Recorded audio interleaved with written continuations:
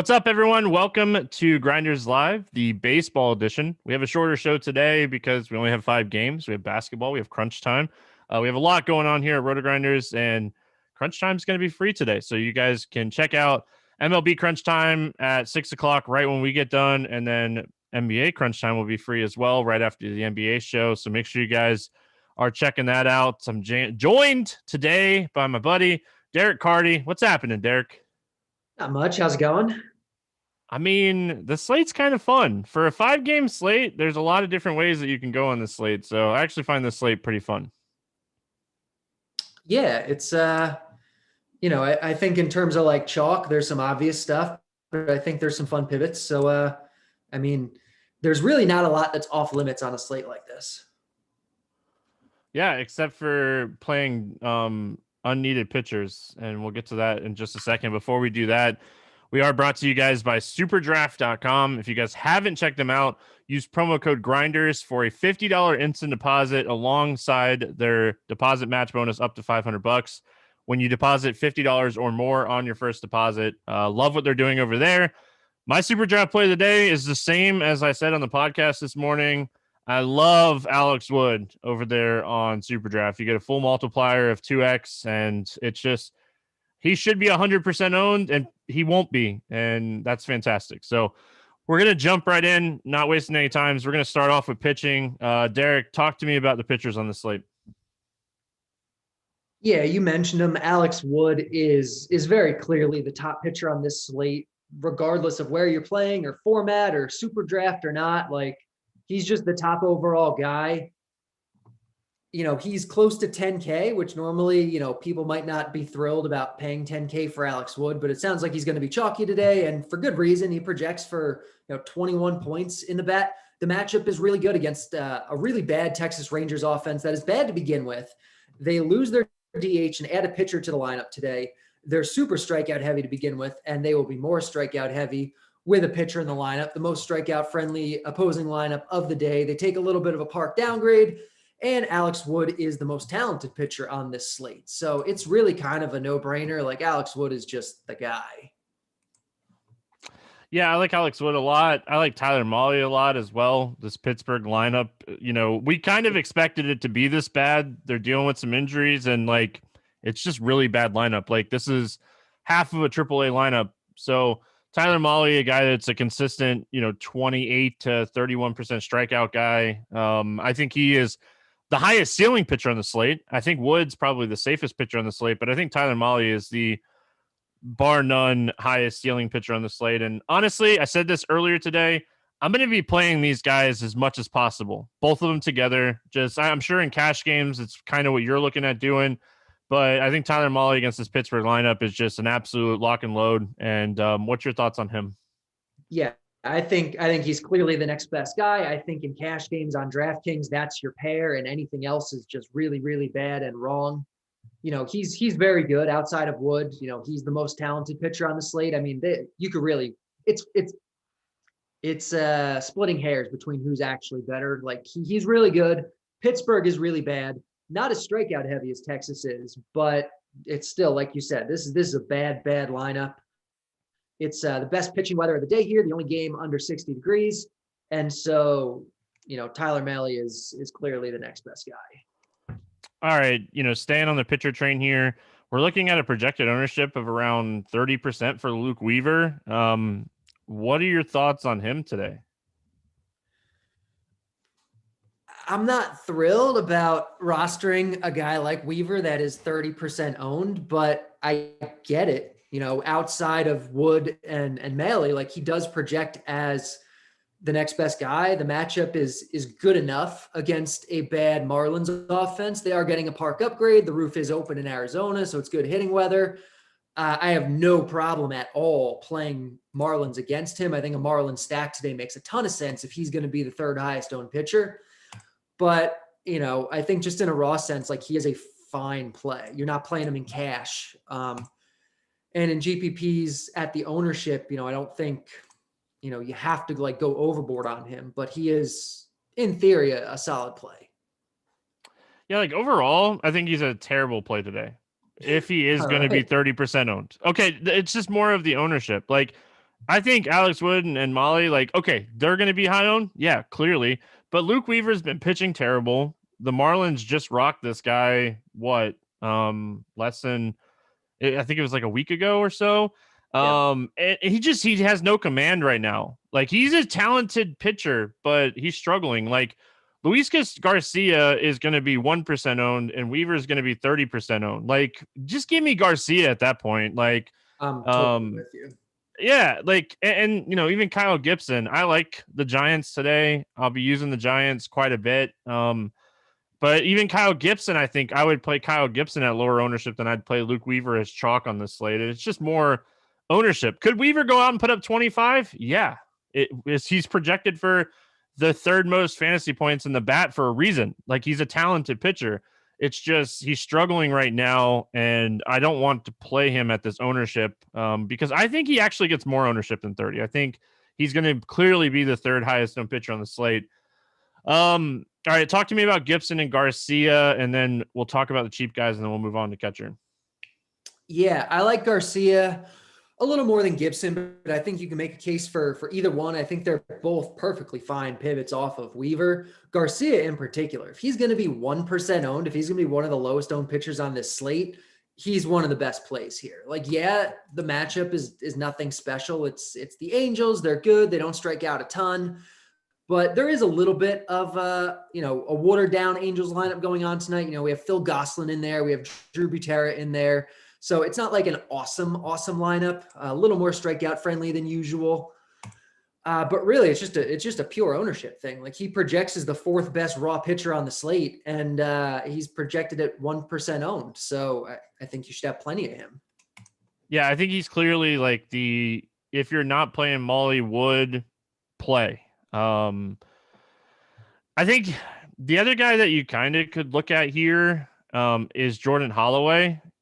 If you're playing a 4K guy, Mitch Keller, I guess, would be the other guy that you could potentially look at. Yeah. I mean, you don't need a lot from these cheap pitchers for them to get there. And it is a 5-game slate. Like, Coors is gone. It's a 5-game slate. So I don't mind playing Jordan Holloway against Arizona or even Mitch Keller going up against Cincinnati. Yeah, on a bigger slate, I'd say you can't play Holloway at all. You know, he's right. Oh, yeah. He's coming out of the bullpen. He's not going to be able to go super deep. We're probably looking at 75 pitches max for him.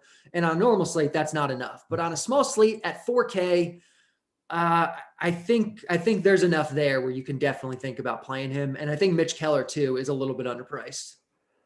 I mean, they're really the only options down there.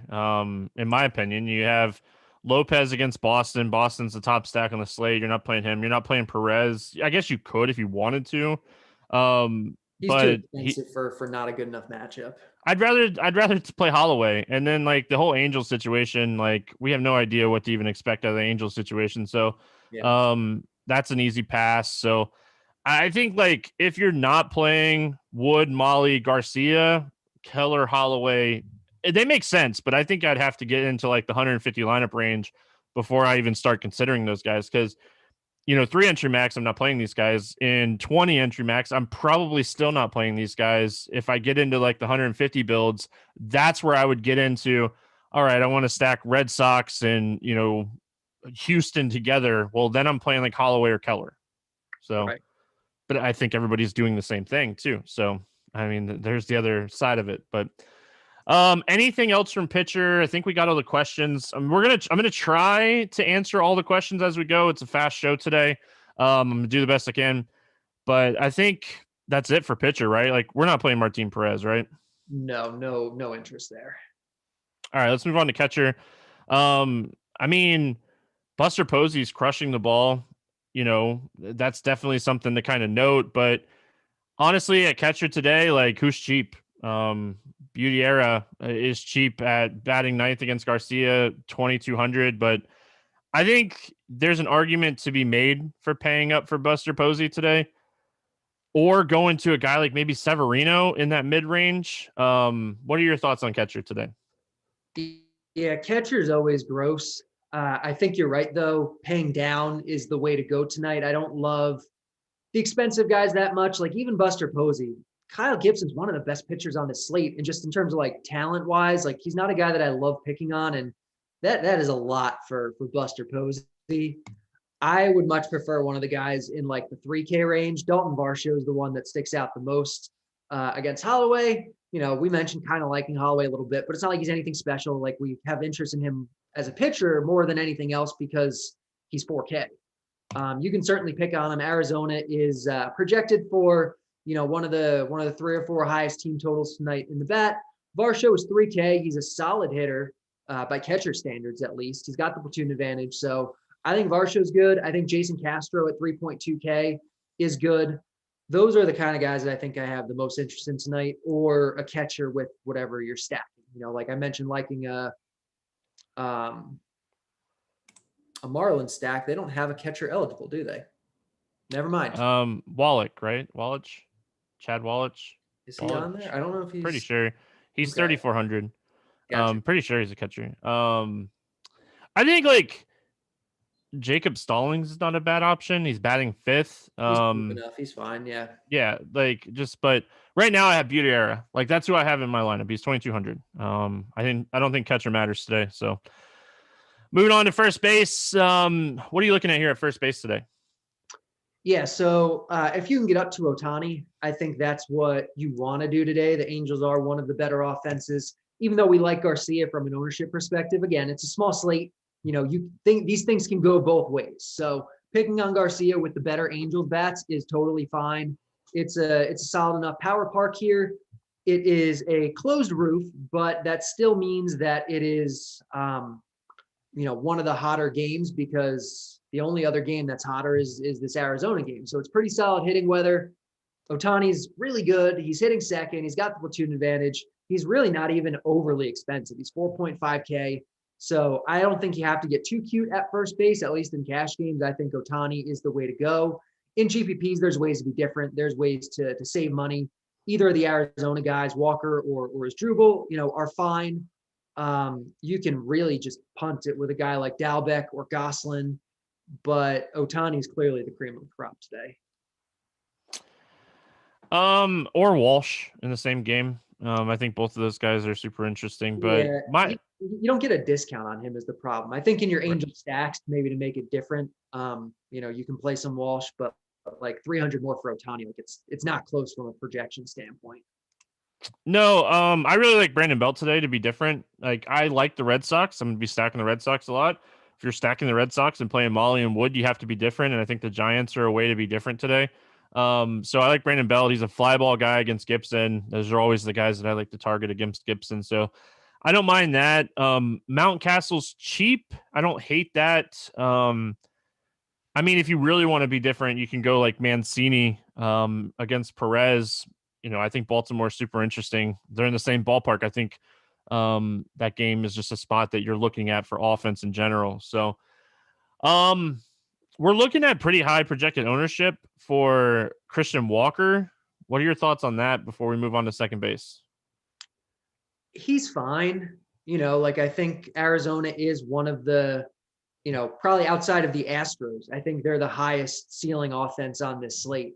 You're not, you know, you're not really getting a major discount on these guys, but they're cheap enough where I think they're good plays. The only issue I think is that they're going to be popular. You know, outside of the Astros, they project as the highest owned team. So, you know, do with that what you will. They seem efficiently owned. All right, moving on to second base. I think second base is pretty clear cut today. You're playing Senzel or Marwin Gonzalez for the most part. They're super cheap. If you want to go up and get Altuve or Solak, I'm not going to talk you off of it, but I think it's Marwin Gonzalez or Nick Senzel, both batting leadoff, both on the road, both under 3,300. Yeah, there is one other guy that fits that bill that I think you can throw into the mix. That's Isan Diaz. Tonight he's sitting leadoff for the Marlins, getting that park upgrade, facing Weaver, platoon advantage.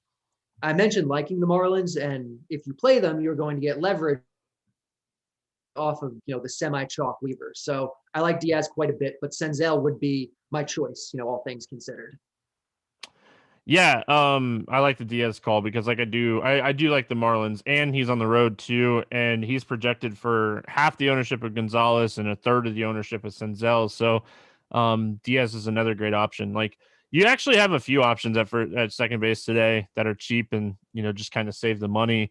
If you're playing on FanDuel, I like Mike Moustakas on FanDuel. He's 3K batting fourth today against Mitch Keller. I think that is a really solid spot for him. And we'll talk about him at third base here in a second for DraftKings. But before we move on to third base, is there any interest in how like Jose Altuve or any of these expensive second basemen?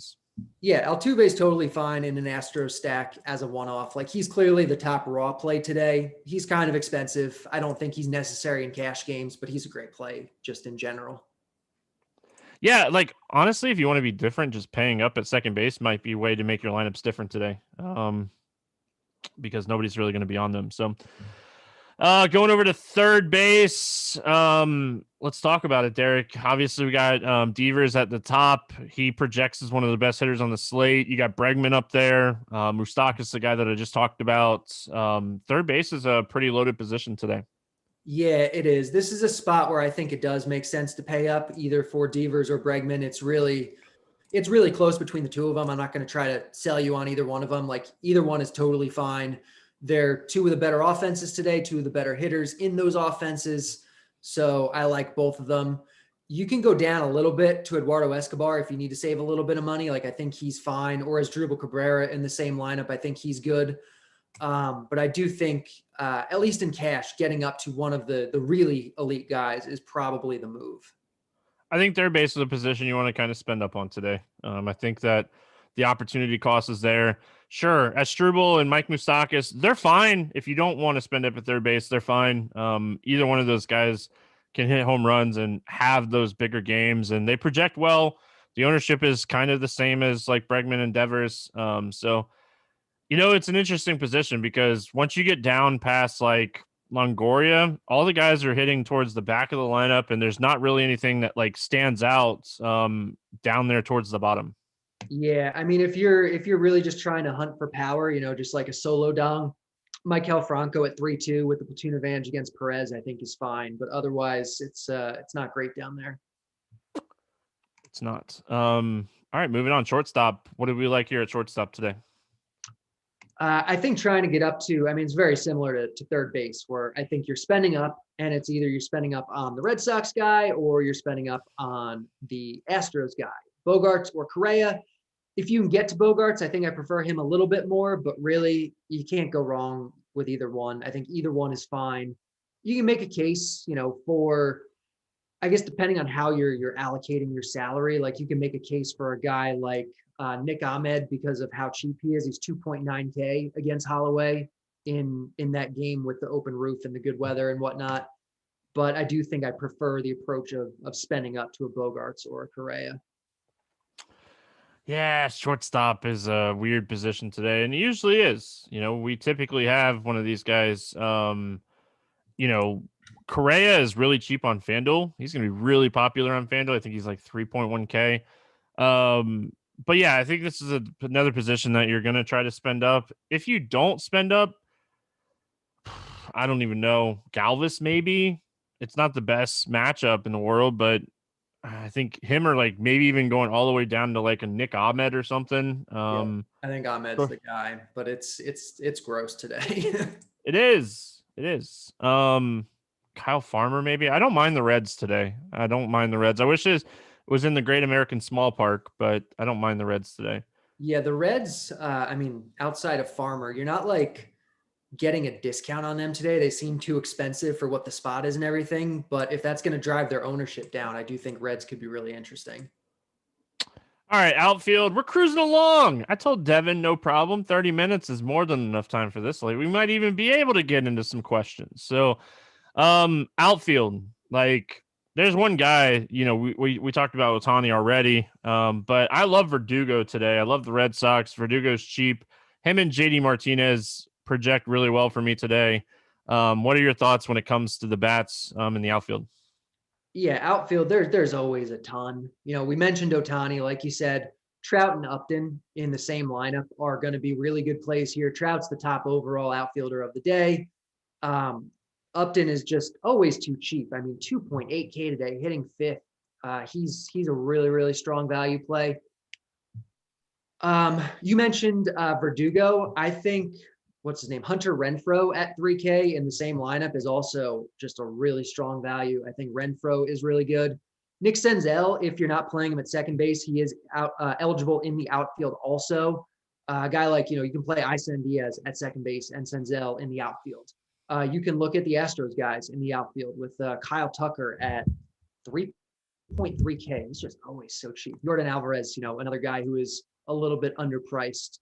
And yeah, if you're doing like that expensive red stack, Nick Castellanos at 5.6K, he's overpriced, but he's still one of the better players on this slate, and he's going to be a fraction of the ownership of Alvarez, JD Martinez, Ohtani, Trout, like the guys that project around him. So I think an approach like that is interesting if you're trying to be different. Austin Hayes, another guy that I like, that's under 4K. Tyler Nyquin. Again, I like the Reds today. I think they're super interesting. I'm looking for secondary stacks to make my Red Sox and Houston teams different because, again, those are the top two offenses on the slate. And how do I get different? Well, I play some Reds. Maybe I play some Giants. Maybe I play some Marlins. I was going to say, yeah, some Marlins. You have a guy like Corey Dickerson who looks nice. You can definitely build a nice Marlins mini stack for sure. The only problem with the Marlins is you don't really have a first baseman you want to play for the Red Sox, and you're definitely not playing Jesus Aguilar at 4.9K as like a secondary. So you're probably going like 4-3-1 or something if you go Marlins Red Sox and just kind of finding a one-off first baseman that you really like on the slate. So, but yeah, like again, Marwin Gonzalez, another cheap guy. You mentioned Senzel, he's cheap. Hunter Renfroe. I think Tachman is another guy we should mention. He's batting leadoff today against Kyle Gibson for the Giants. So that lineup just came out as we were going here, and 2.8K for a leadoff hitter is never a bad idea. Yeah, that's interesting enough, I think. I think that's everything for outfield. Devin's going to feed me some questions here that you guys have been asking, and we'll get into those. Really quick, somebody asked us to go back to pitcher and touch on Mitch Keller. Before we do the Devin questions, I saw that one. So why I pulled this up. What are your thoughts on that? Say that again on Mitch Keller. Yeah, just he wanted us to touch on Mitch Keller again. He missed the beginning of the show. I think Keller is fine. He wouldn't be one of the first pitchers that I'm looking at. I like Wood. I like Malley quite a bit. I know you said you're kind of going to be overweight on them. I like Luis Garcia a lot in a raw sense and for his ownership today. But outside of those guys, I think Keller is certainly interesting. Is it a big brain play? Kind of like playbigbrain.com presenting Crunch Time for free on Fridays, every Friday. No. Is Mitch Keller a big brain play? No, Mitch Keller projects as the third best point per dollar guy on this slate, basically the same point per dollar as Tyler Mahle. So I don't think it's big brain. If you have ways to use that salary, I'm fine doing it. Make sure you guys check out Crunch Time every Friday. Free right now, presented by Big Brain. I get 2 points for, kind of throwing that in with the Mitch Keller thing, but playbigbrain.com. They are a trivia app that is a hybrid HQ trivia and DFS. You put in an entry into the tournaments, 50-50s, etc. Our Friday segment starts up shortly after Slate Locks, and we'll add some prizes each week for users that do better than our hosts. I mean, if Grant and Means and those guys are doing it, it's probably not that hard to do better than the host, so you're welcome. Matching deposit bonus up to $50, no code necessary. Check them out, especially if Dean's on there. Like, Dean is easy money, and I know he's coming up after us here in a minute, but Derek, we're going to rapid fire these questions so we can get them all in. Appreciate you guys over there on YouTube watching. Fast show today, but it's been a lot of fun. Hopefully it was helpful. Make sure you guys like and subscribe. DK single entry tournament. There's no question to it. That's all it says. So I'm going to skip that one. Imagine not stacking the Marlins today, Derek. I really like a Marlin stack today. I think you get leverage off of Chalky Weaver. They project well enough, both in terms of point per dollar and in a raw sense. I like the Marlins quite a bit. The only issue is that, like, they're positionally, they're not awesome, but I do like them. DK, GPV interest in Keller. We just went way over Keller. Hopefully you guys were watching. Thoughts on Jordan Holloway 4K versus Arizona? Going to be limited to about 75 pitches max, but on a short slate for 4K, you can make the case for sure. You know, not like one of the first guys you're going to, but if you're building a bunch of lineups, yeah, you can throw him in there. Again, I think if you're running out 100+ lineup, that's where you get into Holloway. Any interest in Martin Perez? No. Yeah, I'm with you. I'd much rather stack Baltimore. Texas stack. Any interest? I think it's probably getting too cute. Not for me. I mean, Texas is, I think, second or third in the baseball with home runs against lefties. So if you want to play like a one-off power bat, sure. But the stack overall is probably not going to work out. Wood might give up one, maybe two bombs, but that might be the only 2 runs that he gives up.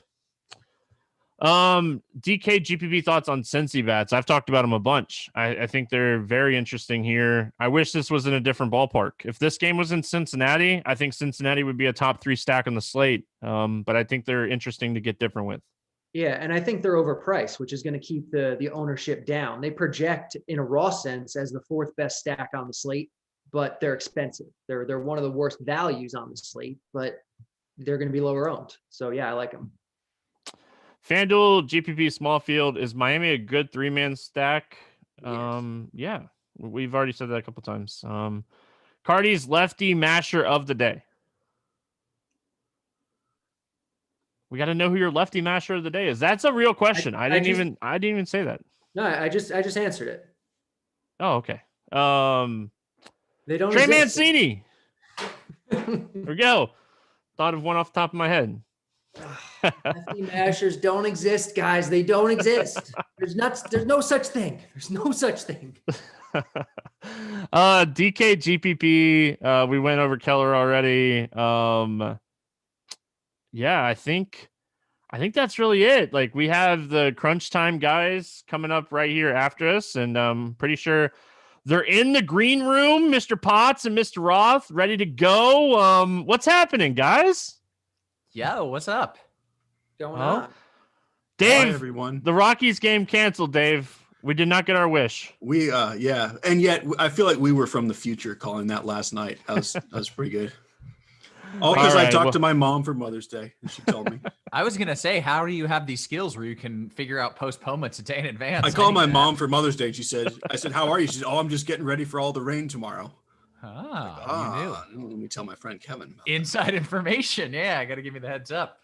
All right, we're gonna let these guys take over, run some crunch time. It's free today. You guys can they're gonna take over right now. Cardi, it's always fun. Appreciate you jumping on. We'll see you guys next time. Later, guys. There you go. All right. That brings it to crunch time. As they mentioned, it is free. And that means I'm going to be jumping between the usual Discord channel that I normally pull questions from and from the free YouTube link. I'll be looking out for some questions there as well. If you don't know, I'm Kevin Roth. I'm a meteorologist. Generally, I talk about weather, but with only one game that had any weather worries and it being already postponed.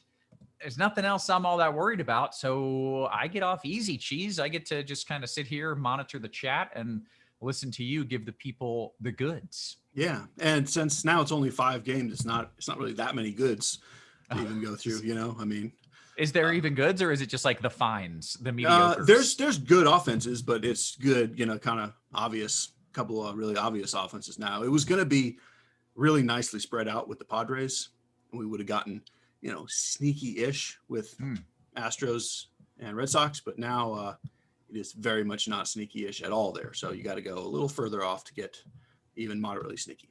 Okay, well, let's start by talking about some of these pitchers, and we will work our way through the hitters after that. All right. So on the pitching side, there's no aces. There's no Coles and DeGroms. But what we have is Alex Wood and Tyler Mahle Chalk Night, which is, you know, it's weird and it's not great. It's just that you got to play at least 2 pitchers on DraftKings and at least 1 on FanDuel from what I hear. And I mean, they're the guys. Like, I guess it's a little weird that, you know, Kyle Gibson is going to end up so much lower owned than Mahle and Wood. they're all kind of really about the same guy. It's just Wood and Molly have the better matchup. Luke Weaver's going to get ownership. To me, he's the clear number 4 out of those 4 guys. And I think Louis Garcia is probably a better pitcher right now than Luke Weaver. So I would rather play, if you're trying to get off Wood and Molly chalk, which I think it's more or less good chalk, just they are the best pitchers in the best matchups, but it's not great chalk because these are not great pitchers. So I would lean Louis Garcia ahead of Luke Weaver and even slightly ahead of Kyle Gibson just to be different. Mm-hmm. This is DraftKings. But so I think the big talking point here is $4,000 Jordan Holloway. As you know, we just haven't had many $4,000 pitchers this year. He got announced as the actual starter, not even just a long reliever, although still he's essentially just a long reliever. Like, I think we should assume we're getting 3 innings. We might get 4. If he were to pitch magically, I wouldn't be stunned if he got 75 pitches in 5 innings, but that's a super best case scenario. Is he good enough to have that best case scenario? He is. Like, he's not great. Like, I mean, we don't even hardly know if he's good yet. He's one of these guys who has so little track record. Mm-hmm. It's just that the time to play a 4K pitcher who may not be any good is when you're not fading anyone good to get him. Like, it's not like we're going to have 2 40-point pitching games. Right. Like, There's I don't no even think DeGrom you, out there. I don't even think you lose if you get 5 points out of the guy. And I think Right. you get that. I think you might get, I mean, he faced this team last week in 3 innings. He had 14 DraftKings points. I don't assume he gets back there, but that would be like an absolute steal. Like, we're probably going to top out at 20-ish points with Wood and Molly. Right. So the question is if you need the salary. A lot of times you don't, but officially, I will tell you that for me personally, Holloway is my highest owned pitcher on DraftKings. And I feel ridiculous saying that out loud, but it is what it is. Is he going to be chalky because of this? Like, it seems like if there's no great options and this dude is a decent option in 4K, then maybe people are going to be all over him. No, I don't think they are, because it's just not, the salary is not that hard to come by, because the expensive guys there's no one at 10K. And because the Padres are not on the slate, there's not that many bats to spend up on. So it's really not hard to get by without him. Okay, gotcha. Like, I have lineups where I have Holloway and have left a couple $1,000s on the table. Like, I'm not even maxing out salary with him. Wow. Okay. I'm playing him. Okay. Anything else pitcher wise? No, and let me just say on FanDuel, yeah, pretty much just play Wood and Molly, with the exception that I think it's okay to play a little Luke Weaver because he's so cheap, despite how bad he's looked. I mean, he's still facing the Marlins. He's still theoretically at least an average pitcher, probably moving forward. I do have a little of him on FanDuel. Okay, great. Let's talk about some of these hitters, and we'll start at the old catcher position. All right. So I like the catchers in the Boston-Baltimore game. I'm playing mostly Vasquez and Severino, with everyone else really just being part of a stack. Barnhart's fine. Like Carson Kelly, I like, but that 51 is kind of a weird price for a catcher today. So mostly in a stack, or Vasquez, Severino in that right around 4K range. Okay. Then we'll go over to first base. Okay. I like the Angels, Ohtani and Walsh, a pretty good bit. I like Gurriel a pretty good bit, although I liked him better when they were going to be facing the Angels had kind of a pitching change-ish during the day. I liked him more when they were facing the lefty, but I still like him pretty well. The Marlins are an interesting team in general because of the way Weaver's been pitching recently. Aguilar is weirdly expensive on DraftKings, but that's fine because nobody's going to play him, and he's still. I mean, I could hit a home run off Weaver right now, and I'm a pretty strong guy, but Aguilar is stronger. I arm wrestled him last week, and you won. I won, but it took me like 10 minutes. Okay, yeah. Brandon Belt is always going to be in play for me against a righty who doesn't have elite strikeouts. Even though Gibson looks legit good this year, I'm playing some Belt. And then we do have cheap stuff. FanDuel, like Christian Walker's 2,500. I don't mind him. But DraftKings, Bobby Dahlbeck, even bottom of the order, 2,700. Like, no one for the Red Sox needs to be that cheap today, so I think you can play him. Okay, let's move on to second base. Um, By the way, I'm looking at our time here. We have until 35 after for lock. Oh, I talk fast on crunch time. You know, Well, we got oodles of time here. oodles is correct. Yeah. So Um, feel free to I will expound upon your thoughts. expound upon. I guess Altuve's the best play here. I don't think you need him outside of Astro stacks. I'm not even sure you need him in them, but I would say just who's probably going to score the most points at second. I guess it's Altuve. I And like you've got saving the money where you're yeah. like, meh. But what I really like on DraftKings specifically, saving money to Marwin Gonzalez and or Isan Diaz and even Nick Senzel. That's 3 pretty decent hitters between 31 and 33K on DraftKings that like they're all hitting leadoff. And they're all like kind of there's some reason to like them all. So all those 3 being there makes me not really care for Altuve outside of Astro stacks. On FanDuel, Marwin is not second baseman, but we do have Diaz at like I think he's 24 on FanDuel, so I'm fine with him there. But yeah, these 3 guys from 31 to 33, I think are the go-to on DraftKings for me. Okay, that brings us to third, and I'm already getting questions on third, but I will let you go first, and then As we've been seeing, third base is the spot. Like, yeah. I think on FanDuel you play 2 third basemen, even in most tournaments, certainly in cash games. I would just play Devers and Bregman are the 2 guys I want. That I would kind of just build around and go from there. I will mention back to sort of second/third. Mike Mustackas is a second baseman on FanDuel. He's another guy I really like in tournaments. On DraftKings, the Moose is much cheaper than Devers and Bregman. It's just a bummer that they're all third base only. And so you can only play one of them, which leaves all this bottom range just kind of blah for me. Like I have a little Maikel Franco, but these cheap third basemen, even in stacks, I don't really want these guys. Like I want to get at least Moustakas and ideally Bregman or Devers anywhere that I can. Okay, and if I had to just pick one, it would be Devers. Okay, Knobber says, can Cheese make a case for Devers over Bregman in cash, or are they too close? You said if you could pick one, it's Devers. If I could pick one, it's Devers. Now, before the pitching change, I would have maybe said Bregman, but right now I would play Devers. It's Devers 1, Bregman 2, or all 1 and 1A. Excellent. Let's go over to Short. All right. Short is also pretty good. It's just a slight step down from third for me with the same 3 teams. It's Bogarts and Correa up top, a little drop to Suarez. The Reds are my, third, basically top tier team, along with the Red Sox and the Astros. And I think kind of along with third base, you use shortstop on one of these 3 guys pretty much everywhere you can. I would rank them Bogarts, Correa, and then Suarez, but I like all of them. The cheap stuff is there isn't much. Like everyone's batting like 6, 7, 8 down here. I would rather just save money somewhere else. And pay up at shortstop, same as third base. I don't want to play Nick Ahmed batting 7th when I can we have so much money floating around. Just play someone good. Gotcha. Okay. We'll go to the outfield.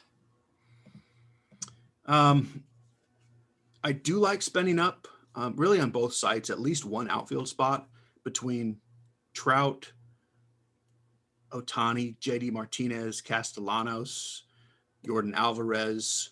I've got Alvarez top of my list now, followed by JD Martinez, followed by Trout.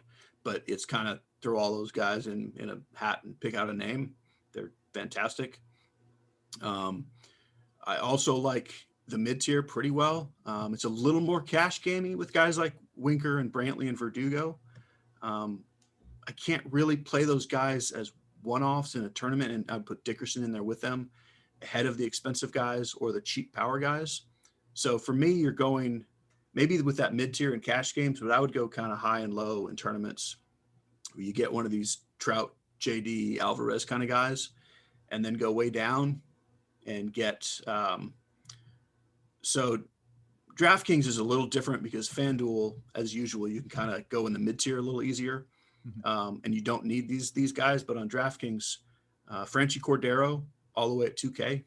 I like a pretty good bit. Such a good name, too. It really is. I want to play that guy every night. Yeah. Justin Upton's $2,800. Mike Tauchman's leading off for $2,800. Hunter Renfroe is $3K. Adolis Garcia, Senzel, Marwin, Kyle Tucker are all $3,300 or less. I like Tucker and Renfroe probably the best. I'm pretty much just trying to pick out home runs here. But all of these guys are very playable, really in any format, but mostly for tournaments. Like I'm pretty much trying to get a stack that I want and then go high with somebody low to make everything fit. Like basically give me a stack and then give me a Trout plus a Renfroe or an Alvarez plus a Tucker or, Franchi Cordero and Ohtani. Gotcha. Something like that. Okay. There are some really good questions coming in here in both the Discord chat and the YouTube chat. And I encourage people, keep getting those questions in. We'll get to those in a sec. First, I want to talk about stacks because already Stan said, give me an off the radar stack. And I like that because not only did he know we were about to talk about stacks, but he used a weather term to ask the question. So obviously I'm going to take that question. Let's talk about what is now the chalk and how you can differentiate and what you like that's not the obvious stacks. Yeah, so now the chalk is and the very obvious teams are the Astros and the Red Sox. It's easy to fit them, and everyone should be playing them, and I would say we'll be playing them. Mm-hmm. I would say the best pivot off of them is the Reds. I don't think there's nothing sneaky about anyone because it's a 5-game slate. Right. Like everyone's going to get ownership. Like even the Pirates and the Rangers are going to get ownership because it's a 5-gamer. So be careful in that. Like on a 15-game slate, the Pirates against Molly would be like 1% owned, if that. They'll be 5% owned today because everyone will be owned. So sneaky is a different kind of term. But anything non-Astros, Red Sox should be sneaky-ish. And I would say, along with the Reds, I like the Marlins and the Orioles the best. I prefer the Marlins to the Diamondbacks in that game. And I prefer the Orioles ahead of the Giants, although I'm okay with the Giants as well. Great. Okay. Quick note to everybody in the YouTube. Go ahead, hit the like and subscribe button. That helps us out. And this is an opportunity right now where you have 20 minutes to ask a dude who's won the Millie Maker twice for any sort of fantasy questions you want. It can be strategy questions. They can be, based on the slate. Literally, it's a great opportunity. So go ahead and get those questions in. Cheese, I'm going to put you on the spot. Give me a guy that you are going to be overweight the field on. I guess it's maybe that cheap pitcher you mentioned. Yeah, on DK, it's Holloway. And as far as hitters,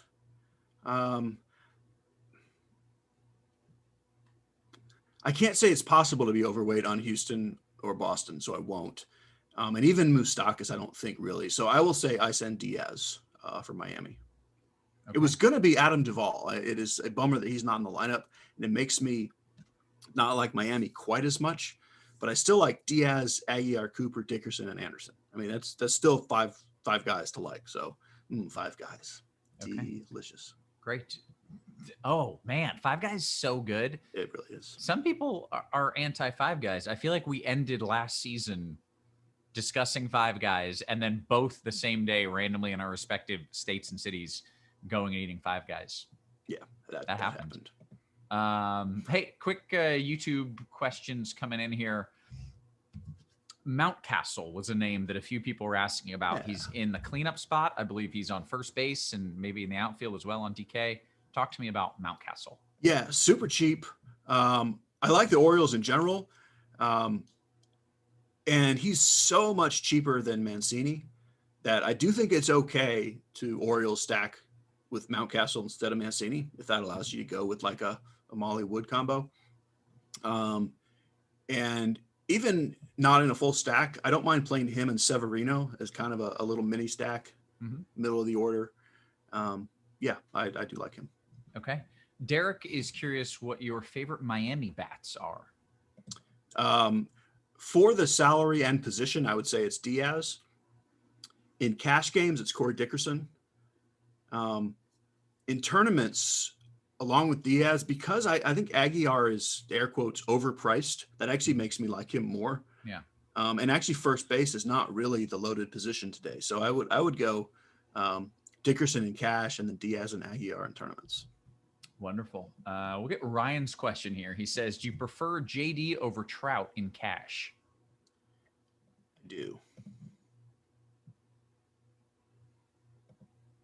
You do? Was that a yes? That was a yes. I'm sorry. I didn't hear that. I thought you were still thinking and made I mean, noises I like, am, even though I answered I am. I mean, it's weird to ever like anyone ahead of Trout and Cash, but it's so Right. close. I would lean the Red Sox way on this slate. Okay. Deuce says, with the dome open in Arizona, are we going to see the ball flying? Potential best weather game on the slate, right? I would think so. It's 90 degrees now. It'll probably still be in the upper 80s or so by game time. So to me, it's the best weather spot on the slate. Cheese. Yeah. So, and that's, we've talked about Jared Weaver a lot. Like, this guy is giving up so much hard contact. That's really why I like Miami, even if it wasn't a good hitting spot. What I don't know what to do is with the Arizona side of the game. Like, they actually have, I think, the third highest team total on the slate, and it kind of makes sense. So they're going to face, but it's kind of a weird bullpen game for them to face. They're going to get 3 or 4 innings of Holloway, who is okay. And then I still think maybe Detweiler pitches some. And they've actually got a pretty good bullpen, like better than I think the perception is. So I don't love Arizona, but I mean, we don't actually know that Holloway's any good. And there's no law that they have to play their good relievers if they're losing in this game. So yeah, Arizona's quite interesting as well. I personally prefer the Miami side. Okay, great. Ton of questions coming in over on the Discord chat. Let's run through those real fast, and those in the YouTube, I'll still be bouncing back and forth. Gophers fan says, DKGPP 3 max. Am I stupid on a slate like this to play 3 completely different lineups? Same question for 20 max or 150 max. Well, 150 max, you couldn't. Right. 150 completely different lineups on a 5-game slate, but yeah, no, I think to me they're all close enough. Like, I don't think you have to decide, hey, I'm going to play 3 Red Sox stacks. I'm totally fine with splitting it up on this slate. Yeah, state of the slate. Weeble, DK Cash, Renfro, who you mentioned, and Verdugo versus Cordero and Alvarez. Ooh, that was Cash. It was DK Cash. Yep. Renfro. All right. And Verdugo. Great. Tom says Holloway in DK Cash. That's the cheap pitcher, right? Yeah, I would not do it in Cash. It's too easy. It's so good. He's so cheap. Yeah. Jeez. It's so easy to play Molly and Wood. That's what I would personally do in Cash. All right. But if you can't, I would rather play Holloway than do like Martin Perez or some nonsense like that. Okay, great. Bates says FanDuel Cash. It just seems like the guy's 4K, and you're telling me he's not garbage. I literally could not make a lineup without him. If you're like, Kevin, try to make a lineup. I couldn't do it without putting that guy in. And you and me would be the only guys doing that. But, right. I love it's just, you just don't need it in Cash on this slate. All right. Bates says FanDuel Cash, Trout and Hunter Renfroe or Verdugo and Bregman. Ooh, yeah. I love all 4 of those guys. Verdugo, Bregman. Oh, geez. This is kind of last minute. And I know that last time I asked you this, I ignored your advice and it cost me my home run tournament. But within the next 10 minutes, I need a guy who's going to hit a home run this week. And it can be anyone because it's a new slate. It can be Mike freaking Trout. So you want me to look at schedules, even though technically we're on a show right now, but I will definitely look at these schedules for you. Well, I thought maybe you just knew, like in your head, you're like, oh, Trout's got 7 games. He's Mike Trout. Pick that guy. I don't know. I know that Trout's playing Houston and Boston. It's not for 6 games, so it's not ideal. Okay. All right. Maybe I'll ask the question slow so you can. Yeah. Anyways, no pressure or anything. Don't even ask them slow. San Diego's still going to get 4 games in Colorado. Go with Tatis. Oh, great. Do they get 7 games total, or who cares? Yeah, they'll still get. No, they have 6 games total. But Tatis. I mean, Tatis in course. Okay, done. All right, thanks. I will lock that in. Thank you, Cheese. Back to everyone else's questions. GM says, hey, did Cheese talk about Gibson at all? So to me, Gibson is right behind Molly and Wood. And he's pretty much as good a real life pitcher. It's not quite as good a matchup. There's no real reason why the ownership gap should be this huge. I don't think you're wrong at all to play some Gibson in tournaments. But he's certainly behind Molly and Wood for me. All right, great. Gypsy, FanDuel Cash, Dahlbeck and Renfro or Marwin and Tauschman? Dahlbeck Renfro. MA says, Cheese, you mentioned 3 second basemen on DK, Gonzalez, Diaz, Senzel. I understand all those are very close, but is there one out of the 3 that in cash you're leaning towards, or you prefer? There is. In cash, I would want the Red Sox leadoff guy, so I would want Gonzalez. Great. We'll go to another Gypsy question. Senzel, Bogarts, or Moose and Correa? That's a good one. Senzel, Bogarts. All right. Crossover King says, Cheese, is there a large gulf in skill set? Oh, like a large separation in skill set? More weather terms. Yeah. Really between Winker and Pavin Smith in hitting skill. It's a geography term, not a weather term. Yeah. But there is weather on the Gulf. Yeah, Winker is way better. Oh, okay. Great. NBAD said, sorry, it's not NBAD. It's NBA DFS. Shouldn't be hard. Keep calling him NBAD. FanDuel Cash, Brantley or Dickerson? Brantley. Is 5 Bo Sox too many in cash? No, I think it's okay. Chinatown says, observation, Molly Wood sounds like a destination vacation spot where people go to use ecstasy, because Molly is yeah, ecstasy, and like so put it Mollywood. a few miles away from Dollywood. Right. It's you're right. I can't even argue that. Cheese, do you prefer Walker over Marwin? FanDuel Cash. I don't.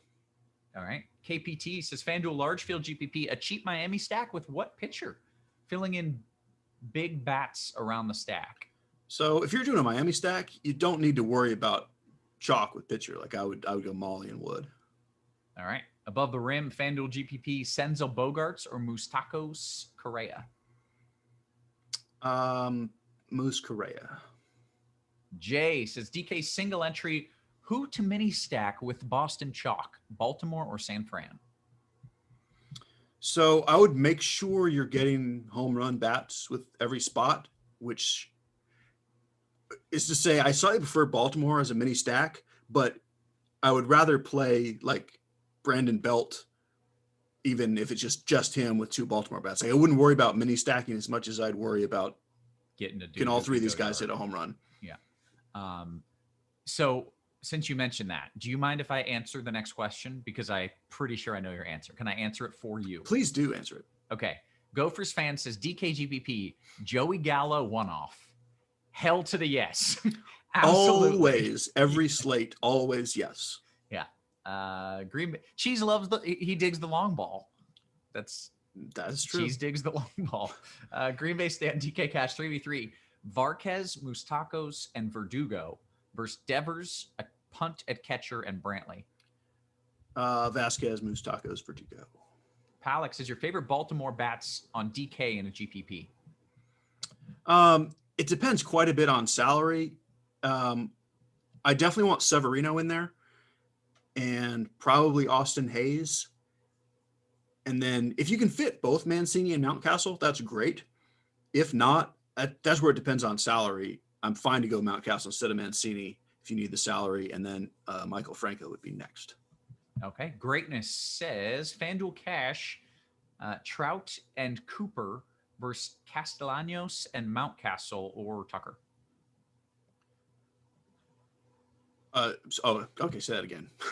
Yeah, it was Trout and G. Cooper versus Casti and Mountcastle or Tucker. Trout Cooper. It's always tricky when there's like 5. It's like a 2v3 and you got to kind of do the, yeah. BHB says DK Cash, Cabrera or Walker? Walker. Luke, DK GPP, Bregman or Devers? Yes. Devers, but yes. Yeah. Tom says Trout or JD and DK Cash. You slightly prefer JD, but JD, boy, but it's 1A and 1B. Yeah, like that's like the Devers Bregman. Like those are maybe the 4 best plays on the slate. But I would lean JD. Yeah. All right. 10 minutes. Oodles of time. DK Cash from Pags. Tucker Bogarts or Asdrubal and Correa, not Carrera. Okay. Tucker Bogarts. All right. FanDuel Cash from Gypsy. 3v3. Senzel, Bogarts, Trout, Moose, Correa, Martinez.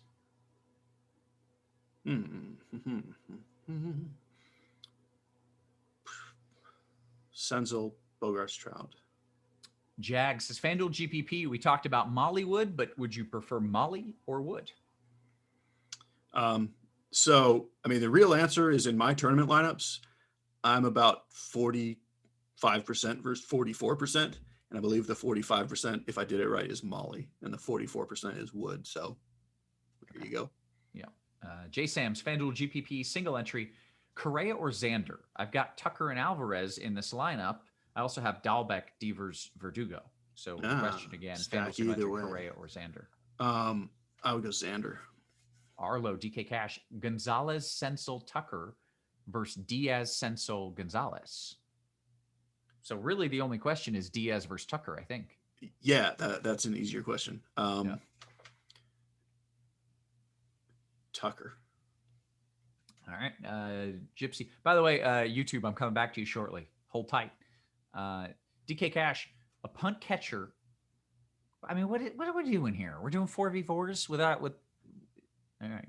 I'm allowing it, but that's a lot. You're asking a lot of the man. DK Cash, a punt catcher, Belt, Senzel, Bogarts versus Severino, Marwin, Correa, Tauschman. So this is the second time we've had a question with punt catcher. So I'm scrolling down here. Like, I don't know what has to qualify as punt. Like, if 3K qualifies as punt, I'm kind of okay with Varsho or Castro. But if we're talking below that, like, there's just, I can't do it. So now what was the question? Oh, I had scrolled past it. It was punt catcher, Belt, Senzel, Bogarts, or Severino, Marwin, Correa, Tauschman. I like the Severino side there. All right. Jumping over to the YouTube, because I love this question from Frederick Doot.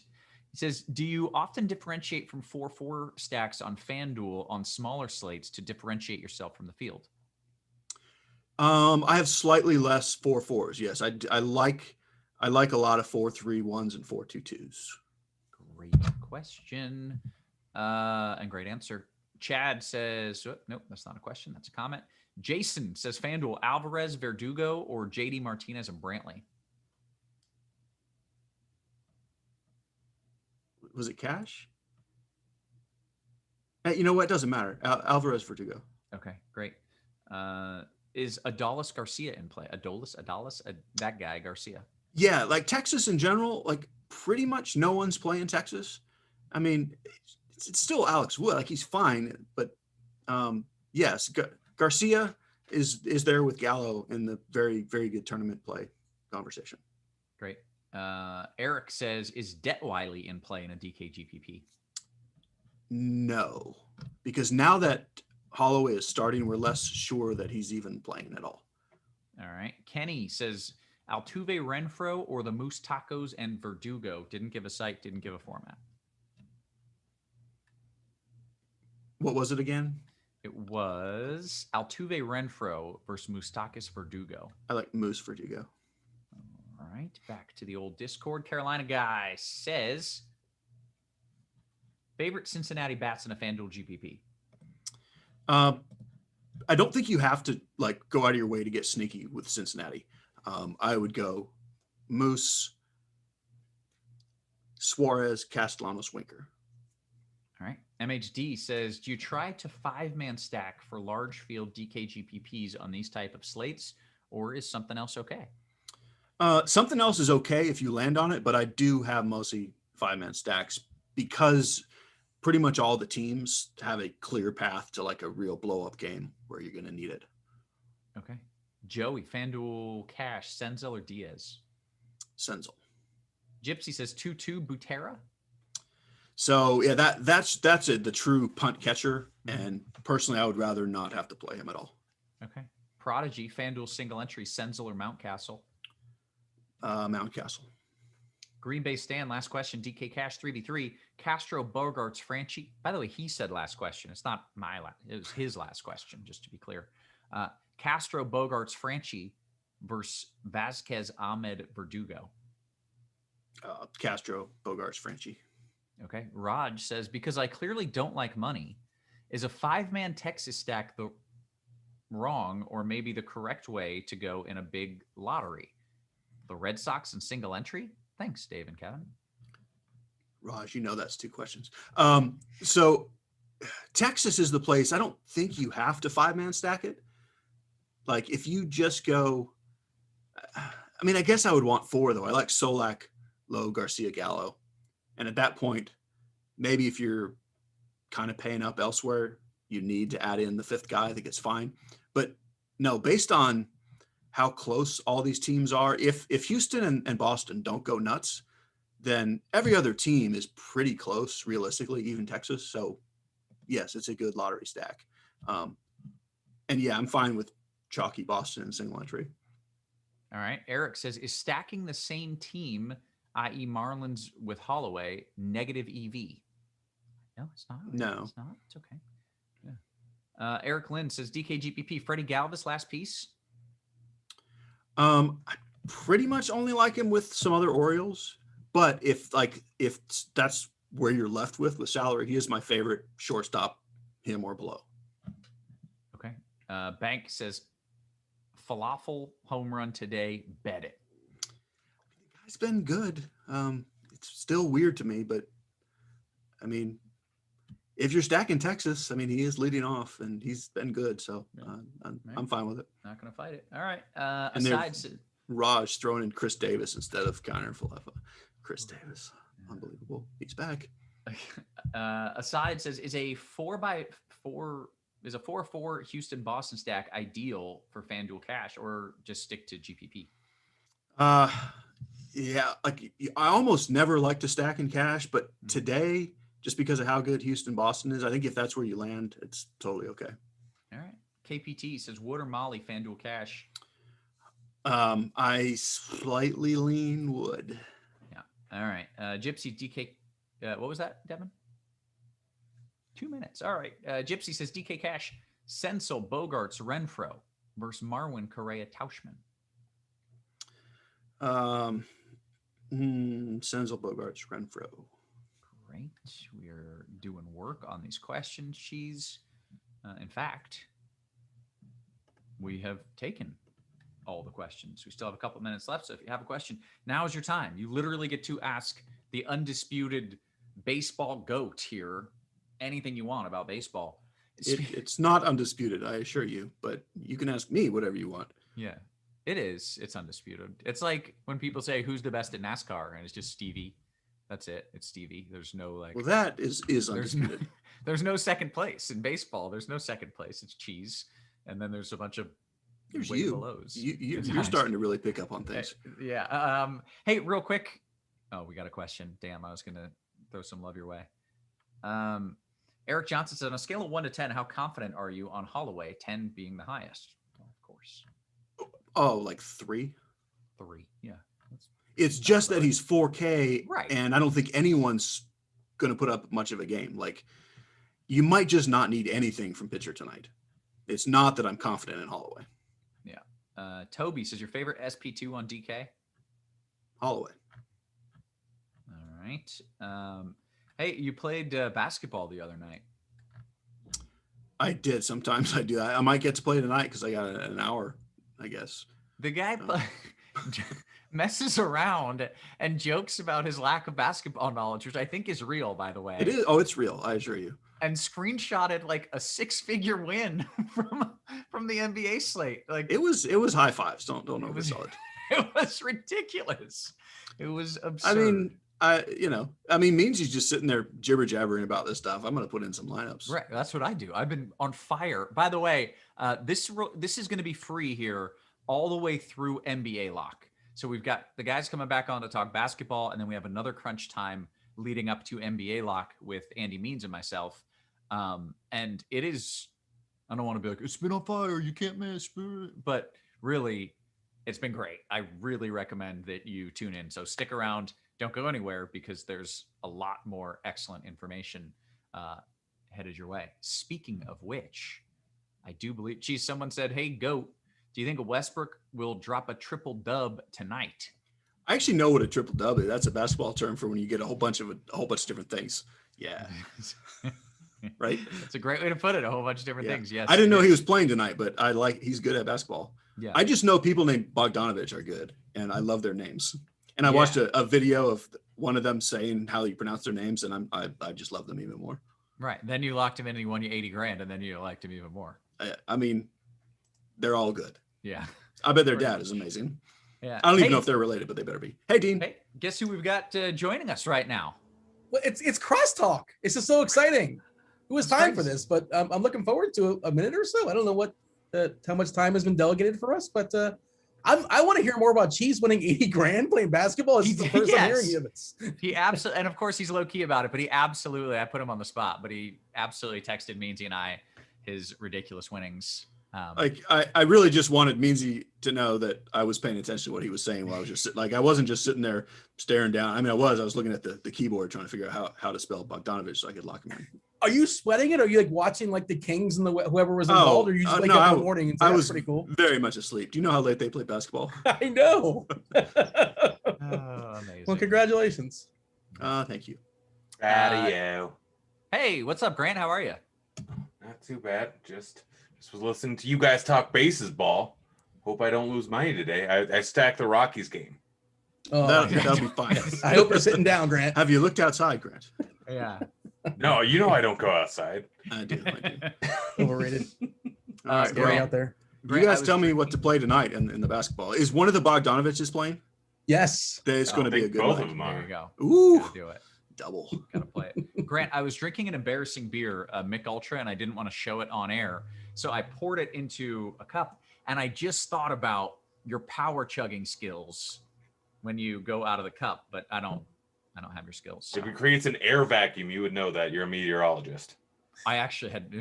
Are you making that up? Is that a thing? Does that happen? Well, I mean, it's why you can't chug out of a can quickly because there's no air coming in to replace the liquid leaving. Well, that makes sense. Yeah. Sounds like weather and science together. Grant knows all the loopholes. He's like the Bob Baffert of drinking beer. He's got he's got some sort of allegations thrown against him. I don't really know, but got a horse racing thrown in. All right, I think it's time for us to step back here because you guys do have a whole basketball slate to break down, and we don't have a whole lot of time. So I think for Cheese and I think we're gonna head on out. Thanks, guys. We'll see you later. Hey, kids. Later, guys. congrats in advance on winning $80,000 once again tonight, Cheese. Double what up, Bogdan. Grant? But we have Meansy also. Yeah, the people who are unaware, there's gonna be, this is like the handoff, and we're gonna hand it off. It's like a relay of some sort. Meansy and Roth they're gonna be back around 7ish or so, give or take. Of course, locked in at 7:30. If you guys are not aware, 2 games going down at 7:30 in the association, and we're gonna crosstalk with them. I don't know, 7 o'clock, give or take.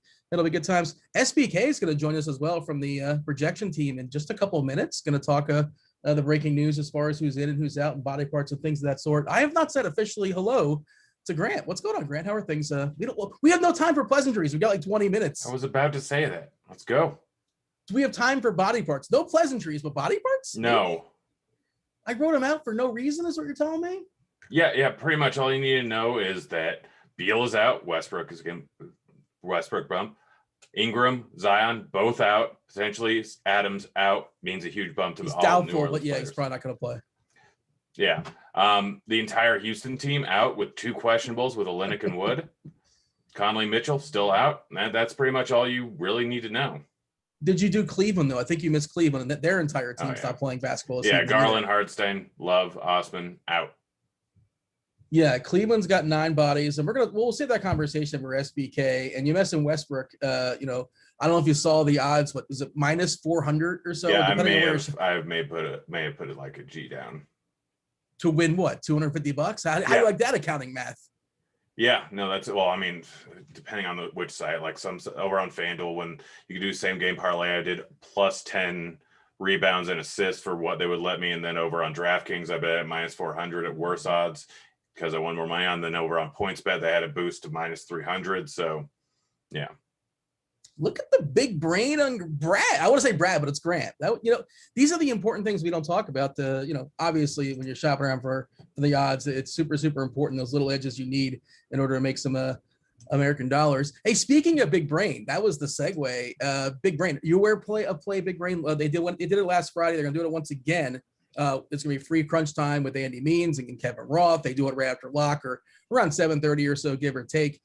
Play Big Brain. Meansy, you're not gonna believe this. He won the Duke contest. He won the most money, or he got, I think, all the questions correct, or 11 of the 12.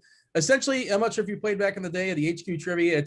It's kind of marrying HQ trivia along with DFS as far as tournaments. Means he won like $85 or something like that. It was 12 questions. I don't know if every single one of them was 12 questions, but that's what it was on a specific topic for that day.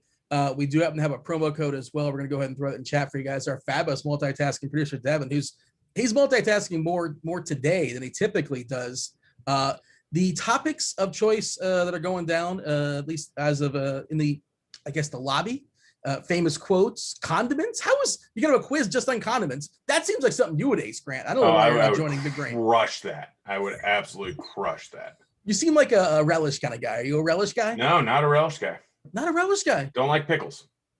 Oh, wow. We found one thing you don't like. You're not a fan of pickles. Interesting. There's a lot of things I don't like. Name a vegetable. That's what I don't like. Cucumbers.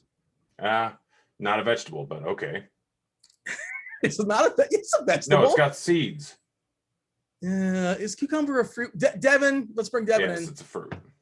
Devin, official word in this? I have no opinion. It's not an opinion, it's a fact. I always get confused. I always get confused about these. Like I'm pretty. What was the one? Like strawberries or something? No, that's not strawberries. Apple, I think, is one they always refer to. From a botany standpoint, it is a fruit. It has seeds. Or maybe it's maybe it's avocado. That's the one that maybe keeps throwing me. Avocado's a fruit. Maybe this is why this is probably difficult. It's like question 12 was like a curveball or something like that, and it's about cucumbers. Well, it depends on if you're talking about culinarily or if you're talking about from a botany standpoint. There's also a matching deposit bonus up to $50. No code necessary. Play Big Brain. One of these days, I'm in Florida, and we cannot play that right now, unfortunately. But eventually, that'll be fun because I want to play some trivia as well with the boys. I'll join them. It'll be good times for sure. SBK is joining us, Devin, at some point. It's my understanding he should kind of sort of be here by now to talk tonight's slate. I guess he's not here. All right, in 2 minutes, give or take. Yeah, Cleveland's down to 9 bodies, and so it's Westbrook. We're playing Westbrook on DK. What's left to say? Like, do you have any sort of argument? There's bad chalk, there's good chalk, and then there's Westbrook at 11K on DK with the absence of Bradley Beal and going for the triple-double record. It's absurd. It's silly. There's a conversation on FanDuel. You don't necessarily have to play him on FanDuel because they at least hiked him up to 12.6, I believe. Certainly, he's still a really strong play. Raw points matter, yada, yada. Who is your second favorite big spend? And the Pacers, Brogdon's out once again, obviously, if you guys aren't aware. Sabonis has been taking lives. Giannis Antetokounmpo is on the slate as well. Curry still going for that scoring title. There's a quote. Steve Kerr was talking about the other night. It's like, yeah, somebody's going to beat that Klay Thompson record. I think he said Curry specifically. He's going to take down that record soon. Beal dropped 50. Maybe Curry wants to answer. It looks like he's going to win the scoring title either way. But as far as your second favorite big spend on this slate, is it based on position or is just a guy you definitively like more than the rest? I don't know. Like, I'm trying to figure out. I'm kind of waiting to see where ownership kind of ends up at. I don't think we fully updated because of LeVert with Brogdon being out, but I think like just the way he's been playing is lower ownership. I have to assume it's going to be more than 5.8%, right? Yes, that will change. That should adjust. Yeah. So, I mean, whenever that goes up, I mean, realistically, it's probably Curry, but it's a little bit tough to play both Westbrook and Curry. Obviously, can do it. There's a lot of cheap guys, specifically a lot of cheap guys over on Cleveland. Mm-hmm. But I'm kind of leaning towards LeVert right now, maybe LeVert or Lillard. Probably a little bit easier to put in there. I mean, it all depends on which site you're playing on. Obviously, positional scarcity comes into play more or less on different sites. And then over on Super Draft, you can play literally any one you want, and there's no salary cap. So it makes a difference site to site. But realistically, like I'm kind of leaning towards LeVert on DraftKings and on FanDuel. I like LeVert. Yeah, and theoretically they have incentive. I guess you can say that they're kind of they're in that 10 spot right now, but they're almost definitely, well, I suppose they can get caught by Chicago. By the way, Boston season is over. Jaylen Brown's out for the year. I'm not sure if you caught that news. They're going to still play it out, but yeah, I mean, whatever hope that Boston had, it's basically donezo. Tatum's going to be really interesting for tournaments, but hey, it's DFS. All we care about is tonight only. The As far Pacers as can still technically catch the Hornets, right? who's this? The Pacers can still technically catch the Hornets. Yeah. I guess they're only one loss behind them. I don't really know what the tie situation is there, and their players are Brogdon's legitimately hurt. They're not just like kind of milking it out, obviously. Are they in the front end? Okay, so front end is Memphis, Milwaukee, Golden State. Back end, Cleveland and New Orleans. That's why part of the reason why we're not getting a lot of the Cleveland guys, the old people like Kevin Love happens to be resting. Anderson Varejao is still playing basketball, which is amazing. He's pretty much the same age as, I think he's like 2 years older than LeBron. Yeah, I think you're right. LeBron's with 36 and Anderson Varejau's 38. Is that about right? Yep. Yeah, which is hey, LeBron looks a lot better at 36. We'll just say that. Won't take any shots there at Anderson Varejao. So Portland is big time favorites versus Houston as far as the times tonight. How much are you factoring that in? Because it feels like a lot of the good stuff is early. So we always talk about backloading and waiting for information, but all the best stuff, obviously Westbrook, the Cleveland Cheapies, which they're down to 9. That's 9 bodies, including Varejao. We'll talk to Keach about him in just a second, try to figure out who our favorite Cheapies are amongst Cleveland. But before we bring them on, do you have any sort of general way you're constructing your lineups tonight based upon there's 2 games at 10 o'clock, there's an 8:30 game, there's an 8 o'clock game, and 2 games at 7:30. Does that matter to you much? On Super Draft, it does. On Super Draft, I'm heavily backloading. Oh, actually, you know what? Before we bring Keach on, you have a couple Super Draft plays for the people because we do. If you use the promo code Grinders, GRINDERS, $50 instant deposit bonus along with the deposit match bonus up to $500. I think you have a couple winners for the people. Yeah, Westbrook 1x lock and load, Sexton 1.35x, not quite lock and load, but fantastic play. Sabonis 1.15x lock and load right now, and I think LeVert, I can't remember exactly where he's at. I'll check, but he might be lock and load now for me too. I was thinking about Super Draft. Have they ever done it's like 1x, 1.5, 1.7, 1.9? Have they ever done like 0.95? Because if they ever did or considered it, they would have to do it for Westbrook, right? Because 1x is like that's his points are his points and that's it. But he's going to put up so many points. Who cares?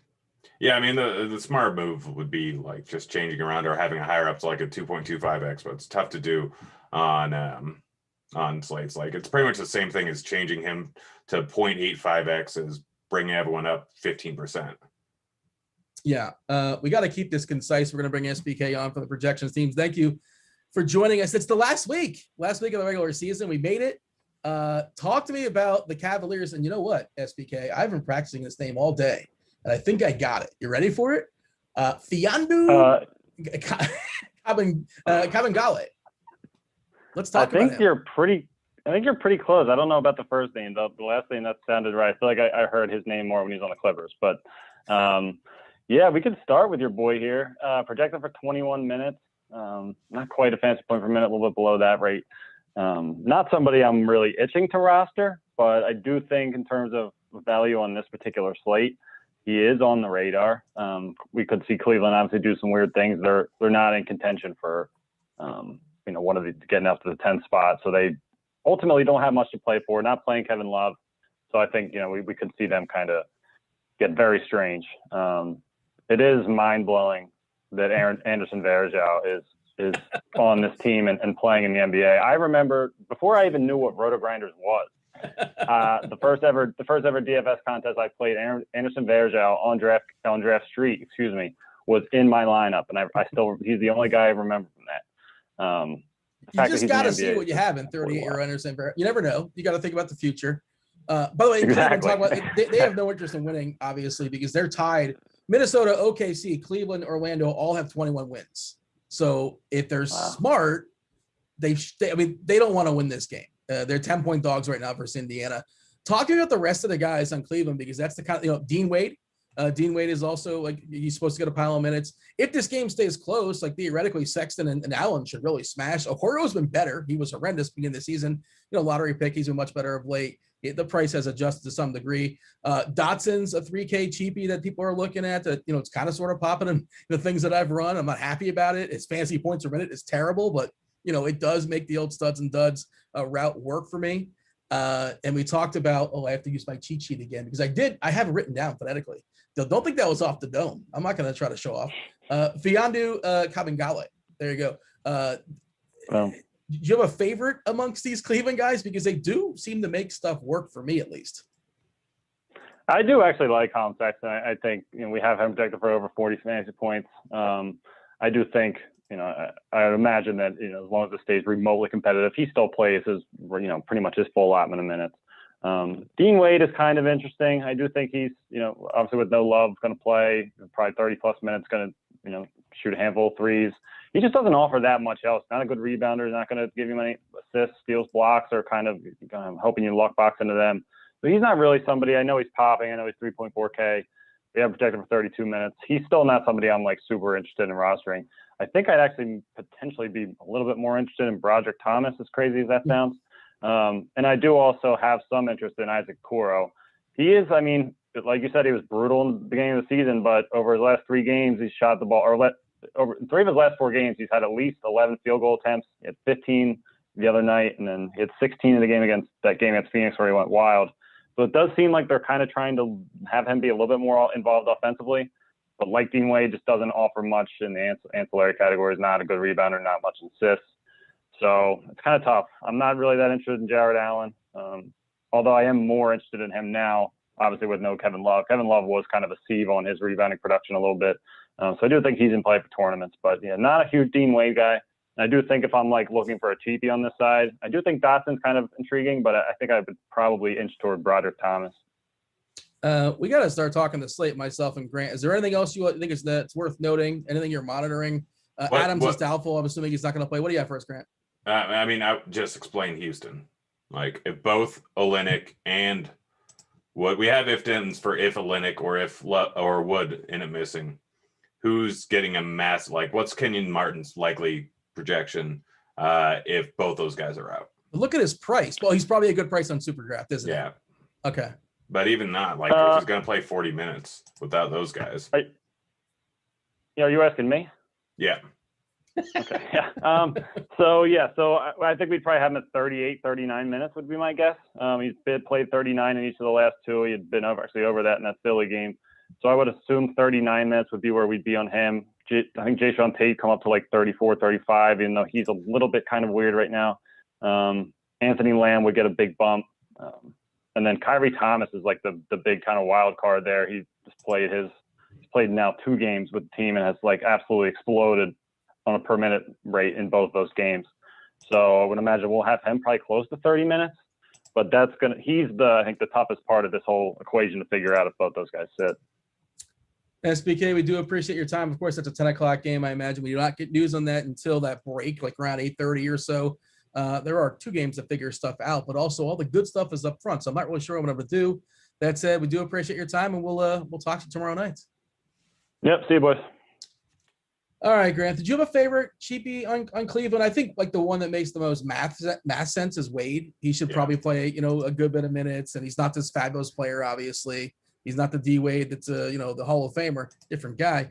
But he's super cheap, and again, he makes stuff work there. You gave a little head nod there as far as Wade being again your favorite because of those reasons, not because he's necessarily good. Is that kind of where you're at, and how far are you going beyond that as far as Cleveland? Wade, Broderick. I might end up with some Dotson, but I don't want to. That's it. That's where I'm at. I might play him, but I don't want to.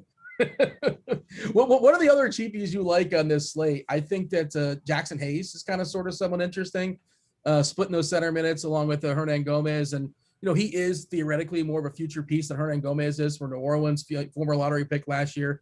Still has to add some girth, got to add some bulk, but he's certainly got some athletic ability, and he's shined. He definitely shows flashes for sure. And I would think they would want to see him, get a little bit more minutes as far as run. And yeah, technically New Orleans is not officially eliminated, but whatever. They're not going to make the playoffs, right? They're on the fringe. Well, I guess they can, sure. They're a game and a half back, I think. But why would they want to limp with nobody? There's no Zion, there's no Ingram. What's the point? Just go to the Bahamas, go on vacation. Playing the play-in game. If you make it through the play-in game, then Ingram and Zion might be back. You have a shot at beating some teams. I think Zion's done. Is he officially done for the I think they said he's done for the season, yeah. Well, they're maybe they're assuming that. I don't know. Yeah. Irrelevant. Doesn't matter. We're talking today's slate. Yeah. So he's one of those guys that's kind of sort of someone interesting. If this game does stay close, You know, you'd have to think it's because Lonzo's doing things out there. Bledsoe's been better of late. I did want to note, like, since like the Wiseman injury for Golden State, I looked at the last 15 games. Golden State and Utah, two best defensive teams in the league. I think there's somebody in the middle. Like, there's 1 and 3. Doesn't matter. They're really two good defensive teams that are playing against each other. And all the Utah guys, despite the fact, you know, same old, we still have Conley out, we still have Mitchell out, but all the prices have basically adjusted, and they're all sort of fine. But I don't need Ingles. I don't need, despite the fact Cheese loves Bogdanovich. I don't need Bogdanovich. He's perfectly fine. Gobert, perfectly fine. Clarkson, fine. But nobody in Utah is like, wow, this is a great play. They're all just like okay math plays. Everything's adjusted to their new situation. And again, Golden State's been playing great defensively with the absence of Wiseman. Curry on the other end, you know, Utah, you shoot over him. So he's a guy that can definitely hit 15 threes. And he's an amazing pivot away from Westbrook on FanDuel. You can double down. You have money for he's not a pivot. You play both. Yeah. I was clarifying that. You can do both, obviously. But on FanDuel, I think you can get away from that Westbrook price. Yeah. You know, I'm sure I imagine I'll go both routes. There's other options there. But jump in here to talk about some of your favorite plays as far as, are you with me as far as mostly ignoring Utah, Golden State outside of Curry? And like, if a Utah piece fits to make everything else work, I'm fine with it. I'm not going to blow everything up, but I'm not seeking anybody out. If that makes sense. Yeah, they're not popping really on any site. So I don't really have much interest in any of them. What do you have interest in? How about Giannis Antetokounmpo? Not really. He's fine. But I think there's better pay-ups. Like, it's just tough to fit him in now with Sabonis and LeVert getting a little bit of an upgrade without Brogdon being in there. They're definitely more in play. I think I'd rather play Steph over Giannis. So Giannis kind of gets lost in the mold of things, and not really a ton of interest in him, but he obviously can go out for a huge night. Doesn't make a bad play in tournaments. He should come in at sub 20% ownership, but I think we have Sabonis, Curry, both projected for less than 20% ownership. Looks like LeVert's now up to close to 30. So that seems about right. So now LeVert is a little bit less on my radar, although he's a great play over on Super Draft. Yeah. The Blazers theoretically should absolutely shellac Houston, and they have incentive as well. This is an island game. Didn't play yesterday, not playing tomorrow. They want to, push the Lakers back. Lakers currently 7, Portland 6. We know how precious that's the difference between 6 and 7 happens to be. But how does Houston keep this game close? I mean, they don't, but that doesn't really matter. They very easily could, and Portland's still playing for the play-in game. So, again, we're worried about guys getting yanked early, but Portland really has something to play for. Like, they'll probably keep Lillard out there and run him out a little bit more. And, I mean, he is going up against Houston. Houston's the 3rd worst defensive team over the last 10 games, 3rd best in terms of pace. And, yeah, Houston's just trying to hold on to that 6 spot, and they might need to win out in order to get it. May not, but they want to keep that. So it actually means quite a bit. The difference between a playing game and not playing game is absolutely massive. So even if they're up a decent amount, they still might give some of their stars a little bit extra run than they actually need to. Holland, Neto's drawing the start there for Washington. That's not a surprise. Matthews is drawing the start. That's kind of sort of a surprise. I don't think I'm playing Matthews. It seems kind of fraudulent to me, and he can very easily be replaced by Ish Smith and Bertans, and I'm more interested in those guys than Matthews. As far as the pieces that are going to be replacing Beal, well, obviously Westbrook. I think Hachimura is kind of sort of someone interesting, and I think Neto's interesting. And Ish, if you need a super punt, he can do some things out there. He gets to do some things. He should get 20+ minutes, and he can end up beating out a lot of the other cheap guys. He's sitting at 3.3K over on DraftKings. I think Ish is definitely interesting. Bertans can always get hot, even though we haven't seen for a while. He's priced affordably enough in this spot where, without Beal in there, obviously there's going to be more usage that's going to go around. So I think Bertans and Ish Smith are actually 2 guys I prefer to Matthews, and maybe prefer to Neto, but they're by no means a guarantee. Matthews is 3K still minimum, but I feel better about the Cleveland stuff. The routes are so much cleaner for the There's the so Cavs much guys. Clevelander. Yes, the Clevelander shout out. That's a Miami represent Marlins Park as well too. Trae Young is an interesting piece if you want to run back as far as what we talked about playing Curry and Westbrook, but you want some correlation. 238 big total, obviously, and especially on FanDuel, the Trae Young price is what 8.6. That's off the dome. I might be $100 short, $100 high. But 9.3 on DK, whatever. I guess that's okay. Not as appealing. I'd rather just kind of try to grab up and get Curry or something like that. But the 8.6, 8.4, 8.5 price on FanDuel, how do you feel about that for Trae Young? I mean, it's fine. It's like definitely an interesting situation. Going up against Washington, obviously one of the best matchups on the board. And Trae Young just hasn't fully been doing a ton of stuff. He hasn't been putting up massive outings, but he's definitely a guy that's in play. I mean, he's not going to draw a ton of ownership. He still should probably be around 20%. But there's a lot of good point guards to pay up for. I mean, Lillard is going to be heavier owned than him, so he makes a decent pivot. Although I just rather go with Lillard, considering that he's been putting up big games recently. He's been playing really well, and again, they are playing for that play-in spot, so I'm a little bit less of the blowout and a little bit less of them yanking him out early. Yeah, I mean, Atlanta's still jockeying for position, but I don't really know what they're at. What the 5 spot, right? Basically tied there with Miami 5 and 6. I don't know what the difference is, and well, I guess Miami and Atlanta both have the same, but now without Jaylen Brown, I really doubt the Celtics going to make a run for it. I wouldn't think so. I don't know what their remaining schedule is, but also a 5, you play New York in the first round, and 6, you play Milwaukee. So I think you want 5. Yeah, or get up to the 4 spot and see if you can play New York at home. I don't know if it works. I think you're doing that incorrect. 4 would play 5 either way. Yeah, I know, but they would have home field advantage if they were Oh, the 4 I seed. gotcha. Yeah, fair enough. Yeah. By the way, Andy and Roth will be joining us at some point. I'm not sure exactly when. I guess they're going to be knocking in the door, or Devon's going to let us know. But crunch time, we are going to bleed in the crunch time, and I guess this is the time they will be jumping in, more or less. But are we going to have crosstalk round 2? I don't know, Grant. It's so weird because we never really do like a 20-minute, 25-minute kind of like power, just kind of power through this. What have we not talked about that we think we should stress? Obviously, you can't talk about everything. Memphis, hard to love anything. Valentunas on FanDuel. Yeah, is he gonna? Is he gonna play 26 minutes? And is that enough? He might play a little bit more. I mean, the guy get ready for the playoffs. Yeah. Well, hey, we got Kevin Roth. It's been Roth. What did you do the last half hour? Hey, I crushed some fajitas and poured myself a giant beer, and I'm pretty excited about both those things. Is that the same embarrassing brand that you purchased before, the Natty Ice, or whatever it was? It is the Mick Ultra. If I'm drinking this, it's the only thing in the house. It's not intentional. Well, can't you can purchase as the stores that I'm not sure what location, they have other options as far as beverages, right? They do. This is for like the generic person that comes over that like, I want to give you like trash beer, but I want it ready that anyone will drink. But then if I drank all mine, then it's my fallback. Is it insulting if I refuse your Mick Ultra if I'm coming over in this hypothetical scenario? Because I'm good. Yeah, I'll just take a water. I just shotgun it. Yeah. Andy, what's up, Andy? What's going on, Dean? Congratulations on winning the big brain. Hey, I think I might have had a little edge in that one. Yeah, well, I feel like it was, it felt a little rigged. The next one is like people Kevin Roth knows from high school is the next one. Yes. I'm pretty sure. Good luck. Hey, Hampton put up a good fight. He had me up there at the end there. If the question wasn't like basically when I was there, I probably would have got second. Hey, Mainzy, who's your favorite cheapie in the Cavs tonight? I'm going to let Roth to go wherever we're going to get out of here in a second, obviously. I want to see if you could. Well, I'm also angling to see if you know how to pronounce the dude's name, not to like kind of steer you in a certain direction. Who, Kabengele? Yeah, I practiced that all day. Aren't you proud of me? Did you? Is that what you said too? Am I right? No. Oh, yeah. No, I have it for that. So the M is silent. It's Fiandu, Kabengele. Ah, Yeah. There we go. That's not that bad. Grant, I have no idea what you guys are talking about. Later, guys. Hi, Grant. I'm tweaking my lineups. Alrighty, y'all. It was real. Like and subscribe. Here's Roth. Okay. Love you guys. Miss you guys. See ya. Yeah. Good to see you guys. Means it's time to do the thing that we normally do here, and that is we go position by position. And usually the guys before us kind of go game by game. And that's the difference. That's the crunch time difference. This is now officially crunch time.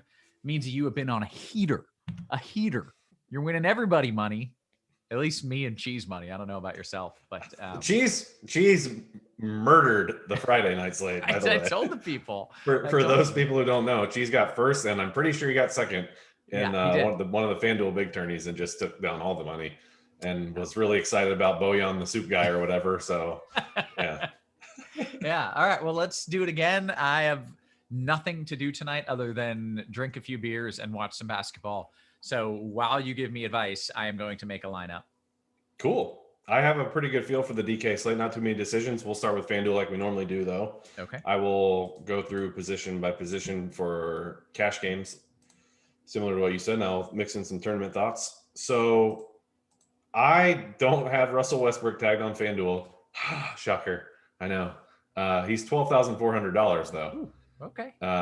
They actually did increase his price tag where DK was just like, no, I'm cool. You had 80 last game. We're just going to leave you right at 11K.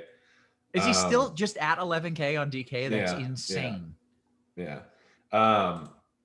And FanDuel, I mean, he was up a couple last game too. They're gradually increasing his price as he gradually keeps crushing. So let me put it this way.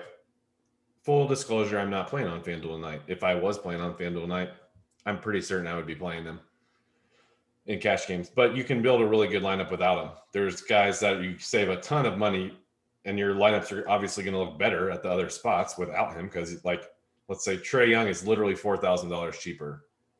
John Morant, $5,000 plus cheaper.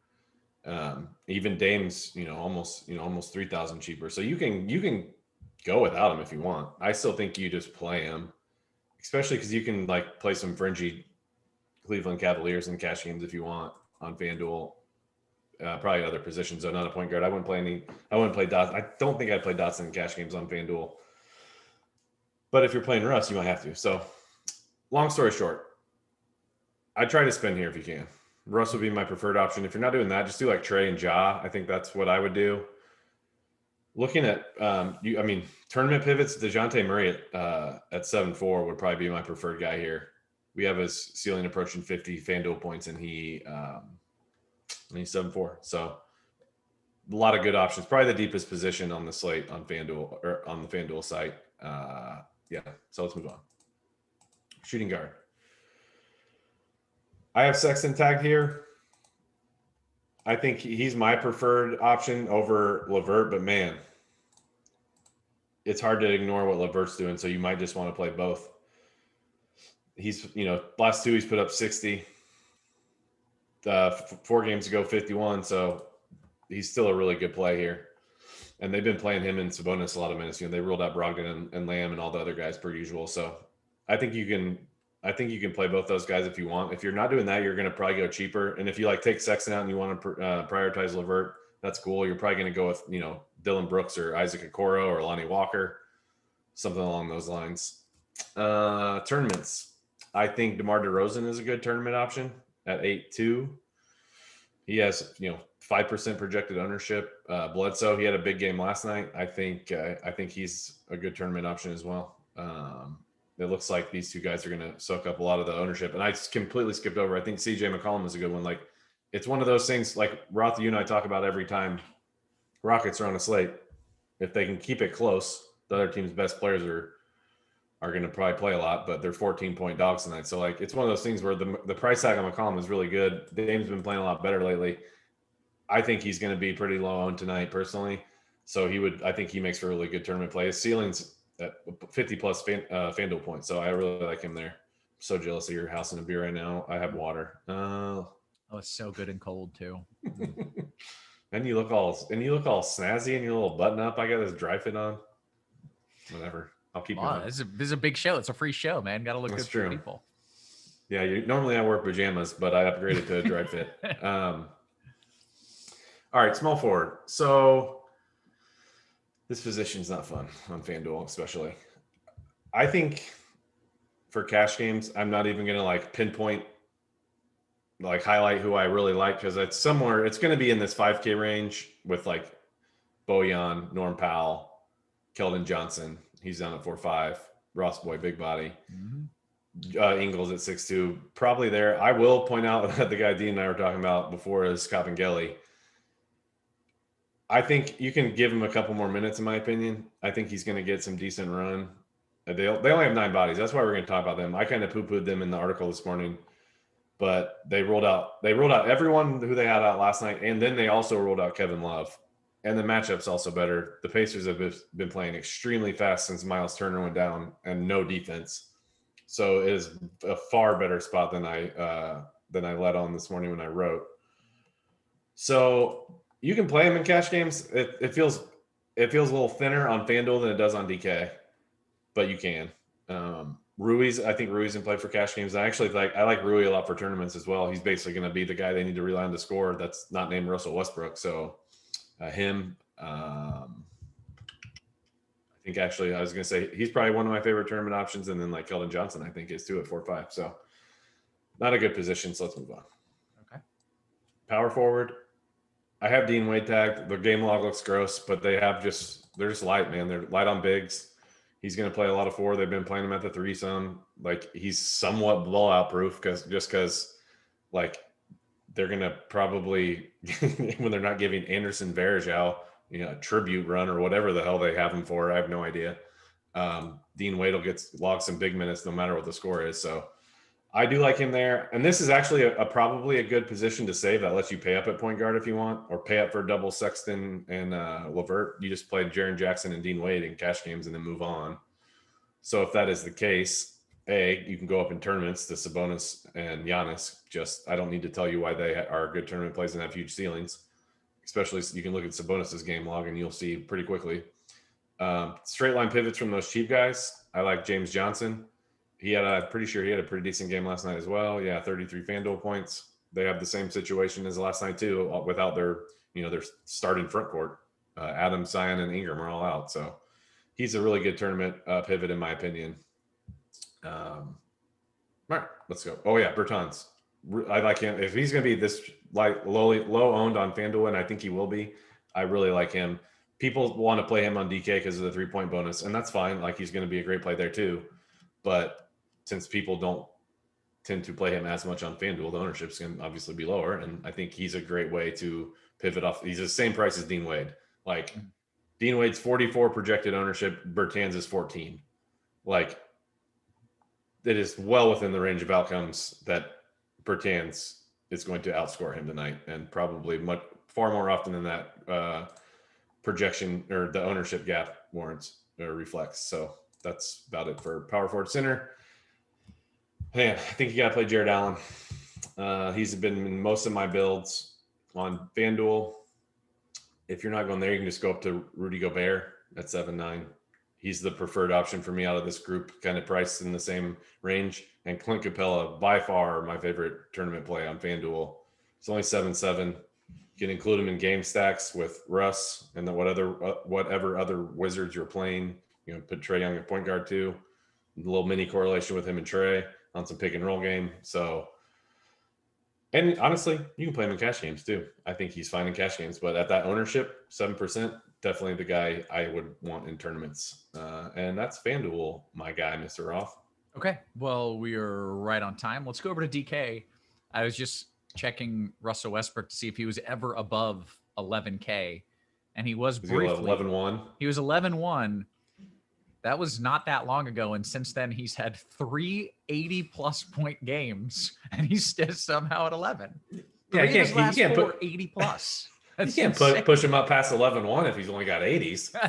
That's just so wild to see. I imagine we're starting our build right there.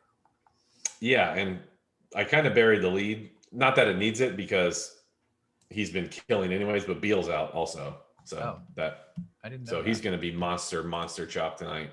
Yeah. Where he's gradually becoming monster chalk over the past, 2 weeks, month or whatever. But tonight's going to be outrageous. So, because we also don't have Jokic on the slate. We don't have not a ton of Giannis is on the slate. Yeah, right. Yeah, but it's just so obvious. So I do have a pretty good feel for the build here. We'll talk about some of the key decision points I'm pondering and still not certain on, but it all starts at point guard where Russ is the easy one. So don't even have to talk about that. Let's talk about some cheap options before I talk about other tournament stuff, like cheap options for cash games. So you have Ish Smith, who I think is viable. You have Lonnie Walker. I can't believe Lonnie Walker has point guard eligibility. I can't believe I didn't notice that earlier either.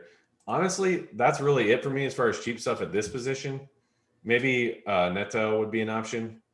I've landed on DeJounte Murray a bunch as like a last piece sort of thing, and I'm not thrilled about it, but it's cool.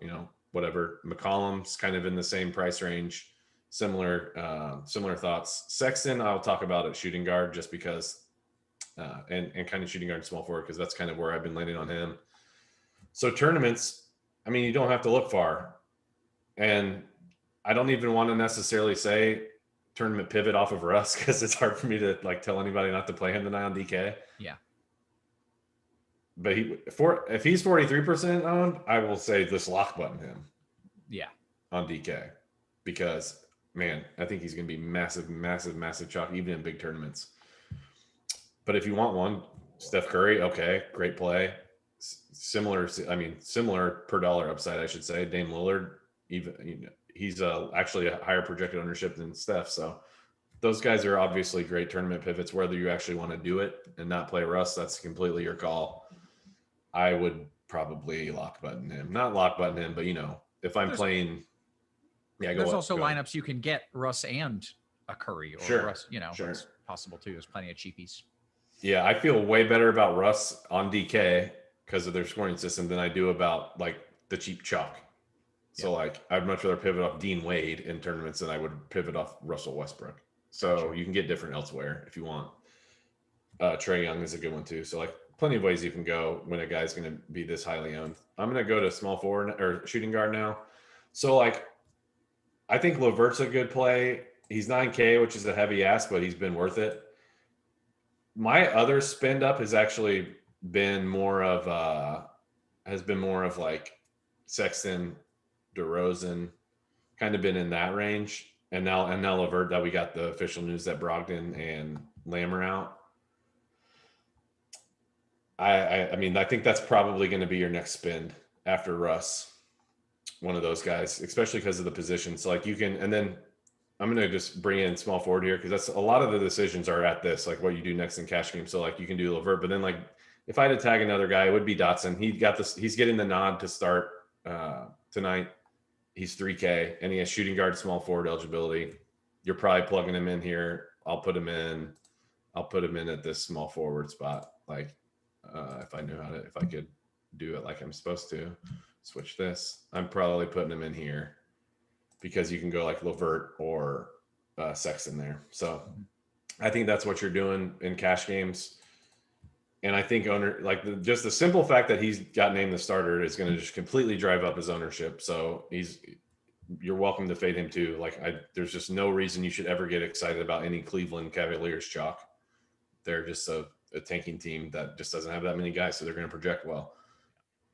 I mentioned Lonnie Walker, point guard. I think he's a good tournament pivot. Broderick Thomas, who's the guy who we've had projected in the starting lineup for the Cavs. Just if you want to, I'm guessing this ownership is going to change. It should change soon now that Thomas is not starting. So if you want to pivot off Dotson, pivot to Thomas. Higher options at, I guess I had both of these filtered here. Higher options, similar guys I've already talked about. You can go DeRozan. You can go, looking at this ownership, Sexton would for sure be the guy I'm looking at because he's going to have to be the guy. They just have nobody. Love's out, Garland's out, Osmond's out, everybody's out. So at this ownership, I would be rolling with Sexton here at shooting guard. And that's enough there. I'm going to move it over to power forward. Doing okay on time here. Make sure I didn't miss him. Oh yeah, one other guy I want to mention at shooting guard, small forward. Same reason I said pivot off from Dotson, go to Thomas. Isaac Okoro. Everyone thinks he's kind of trash when it comes to per minute. Yeah, I do. Yeah, that is what I believe. But he's actually been they've been featuring him more lately, I guess is the best way to put it. So if you look, if there's some line at some certain point in the season, if you drew a dividing line, his rates are going to look way better after that line. I don't know exactly what that is, but they have been trying to feature him more because they are in developmental mode and he's their first round draft pick. So, and since he's not dirt cheap like Dotson and Dean Wade and Kabengele and all these other guys, no one's gonna he's probably. Let me just look real quick. I just want to see what ownership looks like on all of these guys. So he's 7%, and all these other cheaper guys, and then Sexton and Jared Allen are a little higher. So that's a really good way to pivot off of some Cavs cheap chalk because he would be one of the main guys that causes that cheap chalk to implode or not have a good fantasy night. So I wanted to mention him. Power forward. Dean Wade, don't feel great about it, but I think you got to play him in cash games. Rui, I think, is a good option, as the last piece. I think Davis Bertans is a good option as the last piece. And I do think Kabengele is a fine option as the last piece. Again, I'd probably take him up a couple minutes. but he's in my build right now. So take that for what it's worth. He's going to play. He's going to play at least back up 4 minutes, maybe sprinkling some center minutes. So he's decent per minute. So I think he's fine for cash games. Do I feel great about it? No, I do not. But I think he's in play. And then these two guys, the expensive guys. Oh yeah, when I saw about another spin up, when I saw about Levert and et cetera, you will have another one, and it's going to be like Sabonis or Giannis, and that's a key decision point for me. We had this exact same discussion, Roth, last week at some point. I don't know when it was, but it was like Giannis or Sabonis. Yeah. And I was kind of on the Giannis side that night.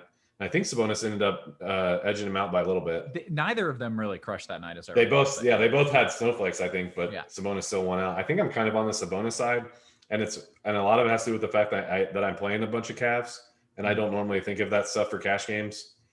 But sure, if I have Sexton, if Sexton's going to not play a bunch of minutes, it's likely going to be at the hands of Sabonis having another 70 DK points or something. So I'm kind of on the side of Sabonis now. And it's a toss-up when it really comes down to it. I would, whichever guy you think is going to be the lower owned, just play the other one in tournaments. And the other guys I've already mentioned, James Johnson, Keldon Johnson. If you're looking for straight line pivots off some of the cheaper stuff, I would be looking there. For the record, I do think Christian Wood is going to sit out tonight. We have him projected in right now, so it's a very, very late game, I believe. Yeah, 2.5 hours after lock. So Linux projection will go up probably a little bit. They've been sending like some weird message, or the coach has, about limiting some of these guys who have injuries like House and Olenek, and then he was saying Wood, he didn't really think he had a timetable for his return, but he's still been questionable. So it's they signed another guy today, so it's not the same situation that we've seen in the past couple of days, but the ceiling, I remember Cheese was shocked last week when he saw Olenek's price tag, and I think he went out and had a ton of points that night. So yeah, he's worth it, and he's probably going to get a boost in projection if Wood is rolled out. So just keep that in mind. And then center, I think you can put Wade here at center. My build has Wade at center, Kevin Gelly at power forward. Jared Allen's a good last piece for cash games. Jackson Hayes has looked great the past several games without these guys. So Giannis and Sabonis have center eligibility. So generally speaking, a lot of the same guys I already talked about at power forward. I know we're getting somewhat short on time, so I will cut it there in case we have some questions. We do have plenty of questions. We're going to be taking them from the Discord and the YouTube. If you're in the YouTube, hit that like button for us, and we'll get to those questions in just a bit. Let's start with Joe Cole. He says FanDuel GPP Jackson Hayes, a name you just mentioned. Yeah, I probably gloss over him on FanDuel because I think he's up in the 5s, but I still really, really like him. Just peek at his game log. He's playing really well. He's had mid 40s basically the past 2 games. Some of it's stocks driven, but not all of it. He's had 8 boards in both games. He's shooting a bunch. So I think he has, 4% projected ownership, man. Yes, please. Mango Man says Pirtle in a FanDuel GPP. Yep. I think I wrote about him on the survey today. Great. Ceiling close to 50 point ceiling almost on FanDuel is the 4th or 5th highest projected owned center. Yeah. All right. FanDuel GPP single entry, CJ McCollum or Sexton?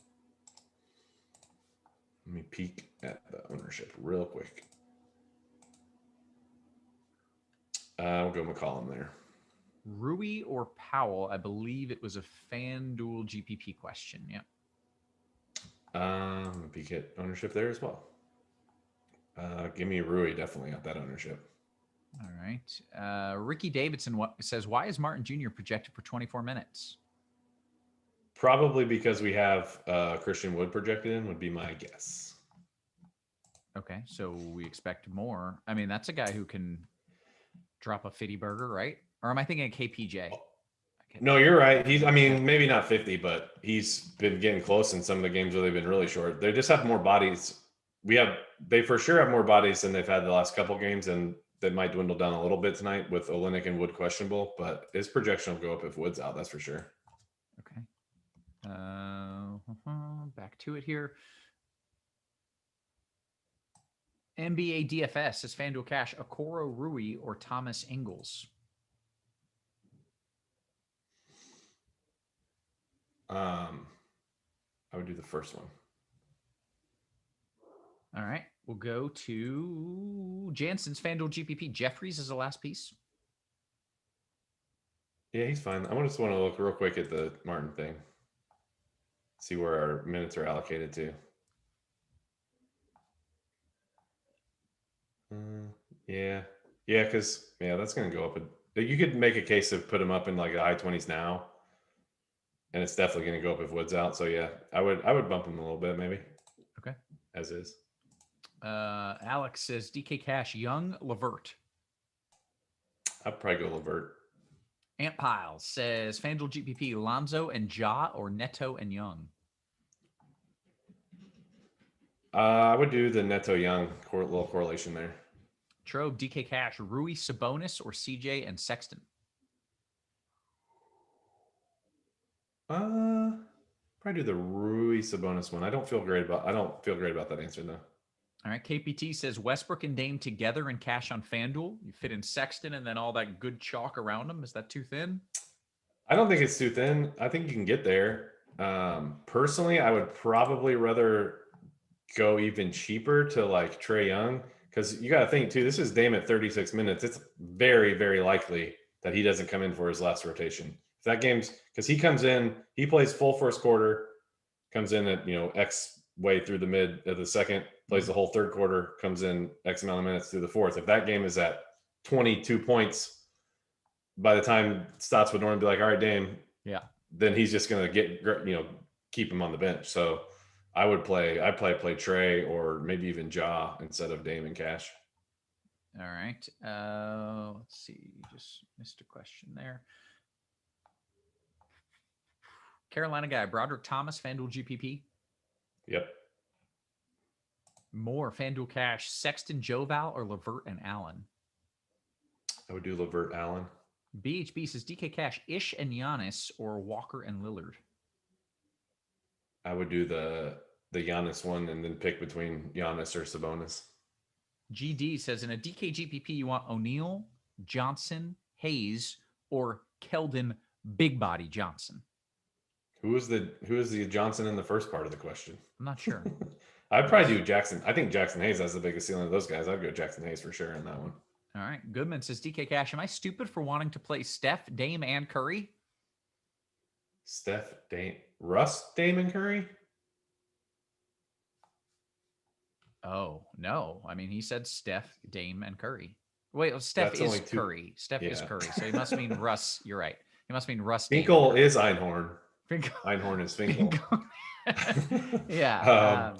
If he's trying to play all three of those guys, the way the positional stuff works out, I find myself spinning up for one of Sabonis or Giannis instead of, I would drop one of those guys, probably Dame.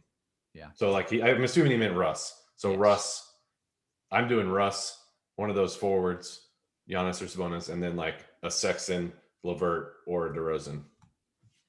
My lineup is so much sicker than yours. I can't wait to tell you after live.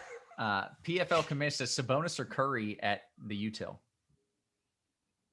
In cash, I would do Sabonis. In tournaments, Curry sounds good.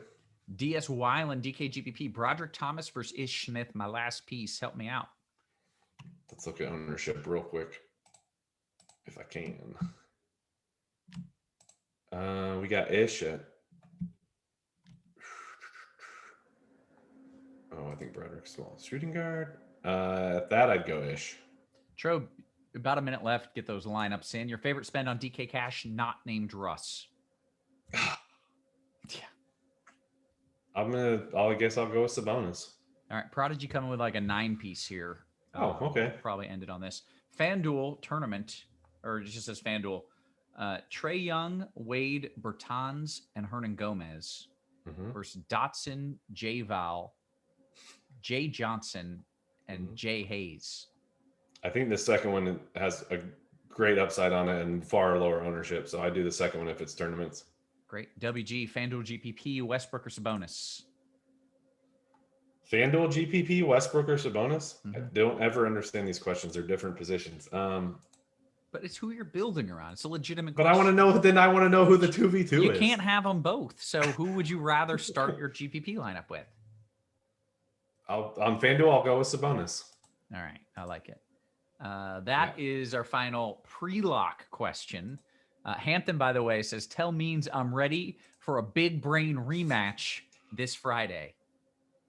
I don't know. I might call in sick. I haven't seen the topic yet. Yeah, we got to see the Is topic. it Saved by the Bell?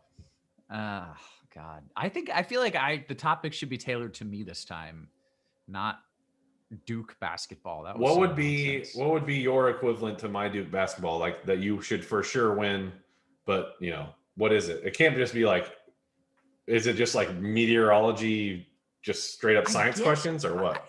Or like something nerdy sci-fi? I don't really have anything that I'm as knowledgeable at as you are with Duke basketball. Like, I don't have a thing that I would crush everyone. Like, general science knowledge would be my best category, but there's probably people out there who, people who know general science knowledge. Exactly. Yeah. Let's see. We'll take a few more questions here. By the way, if you were hanging out with us on the YouTube for the last 2 hours of free content, you're probably like, wow, those guys were sharp. I want to hit the like button. I want to hit the subscribe button, and I want to sub RG Premium. If you want to do that, you get $10 off your first month, and you can either use all the sports or you can pick and choose your sports. We're back to being able to pick and choose as you wish, and you get $10 off your first month regardless of what you do. So I would recommend you do it. And I bet Devin, just if I had to guess, he's probably going to drop it in the YouTube chat. By the way, can we give some as we wrap up the show here, some final props to Devin? There's a lot of stuff going on behind the scenes to rock out a however long show we just had going straight. So everyone give some props to Devin. No pauses, no breaks, just subbing in and out different hosts, communicating with all the hosts behind the scenes while he was producing the shows. He's like basically he's like Scott Hansen light on the Red Zone. He's like probably just taking a pee in his seat without having to ever leave because he can't. So that's a terrible visual, but he always just excellent work always. So Devin, as always, thanks, man. A couple more questions here. DeRozan or Sexton on DK from Arson. Yeah, I get the DeRozan love, and I was bouncing back and forth between like a DeRozan and Bertans and a Sexton and an Ish, and I just landed on, I thought Sexton Ish was a little better, so I think they're both fine. I personally landed on Sexton and Cash, and I think that game locked right now. All right. Yeah. We're gonna get out of here, I think. Just kind of, I don't know what questions have already locked, and not much is coming after lock, and we just did 2 hours of content, so I think it's time for us to call it a day. Means. Yeah, we got to rest up. There's 11 games tomorrow, and it's probably going to not be quiet. Yeah, it should be a fun one. Guys, for Devin, always working super hard behind the scenes. We appreciate you. We love you. We will catch you tomorrow. You have been crunched.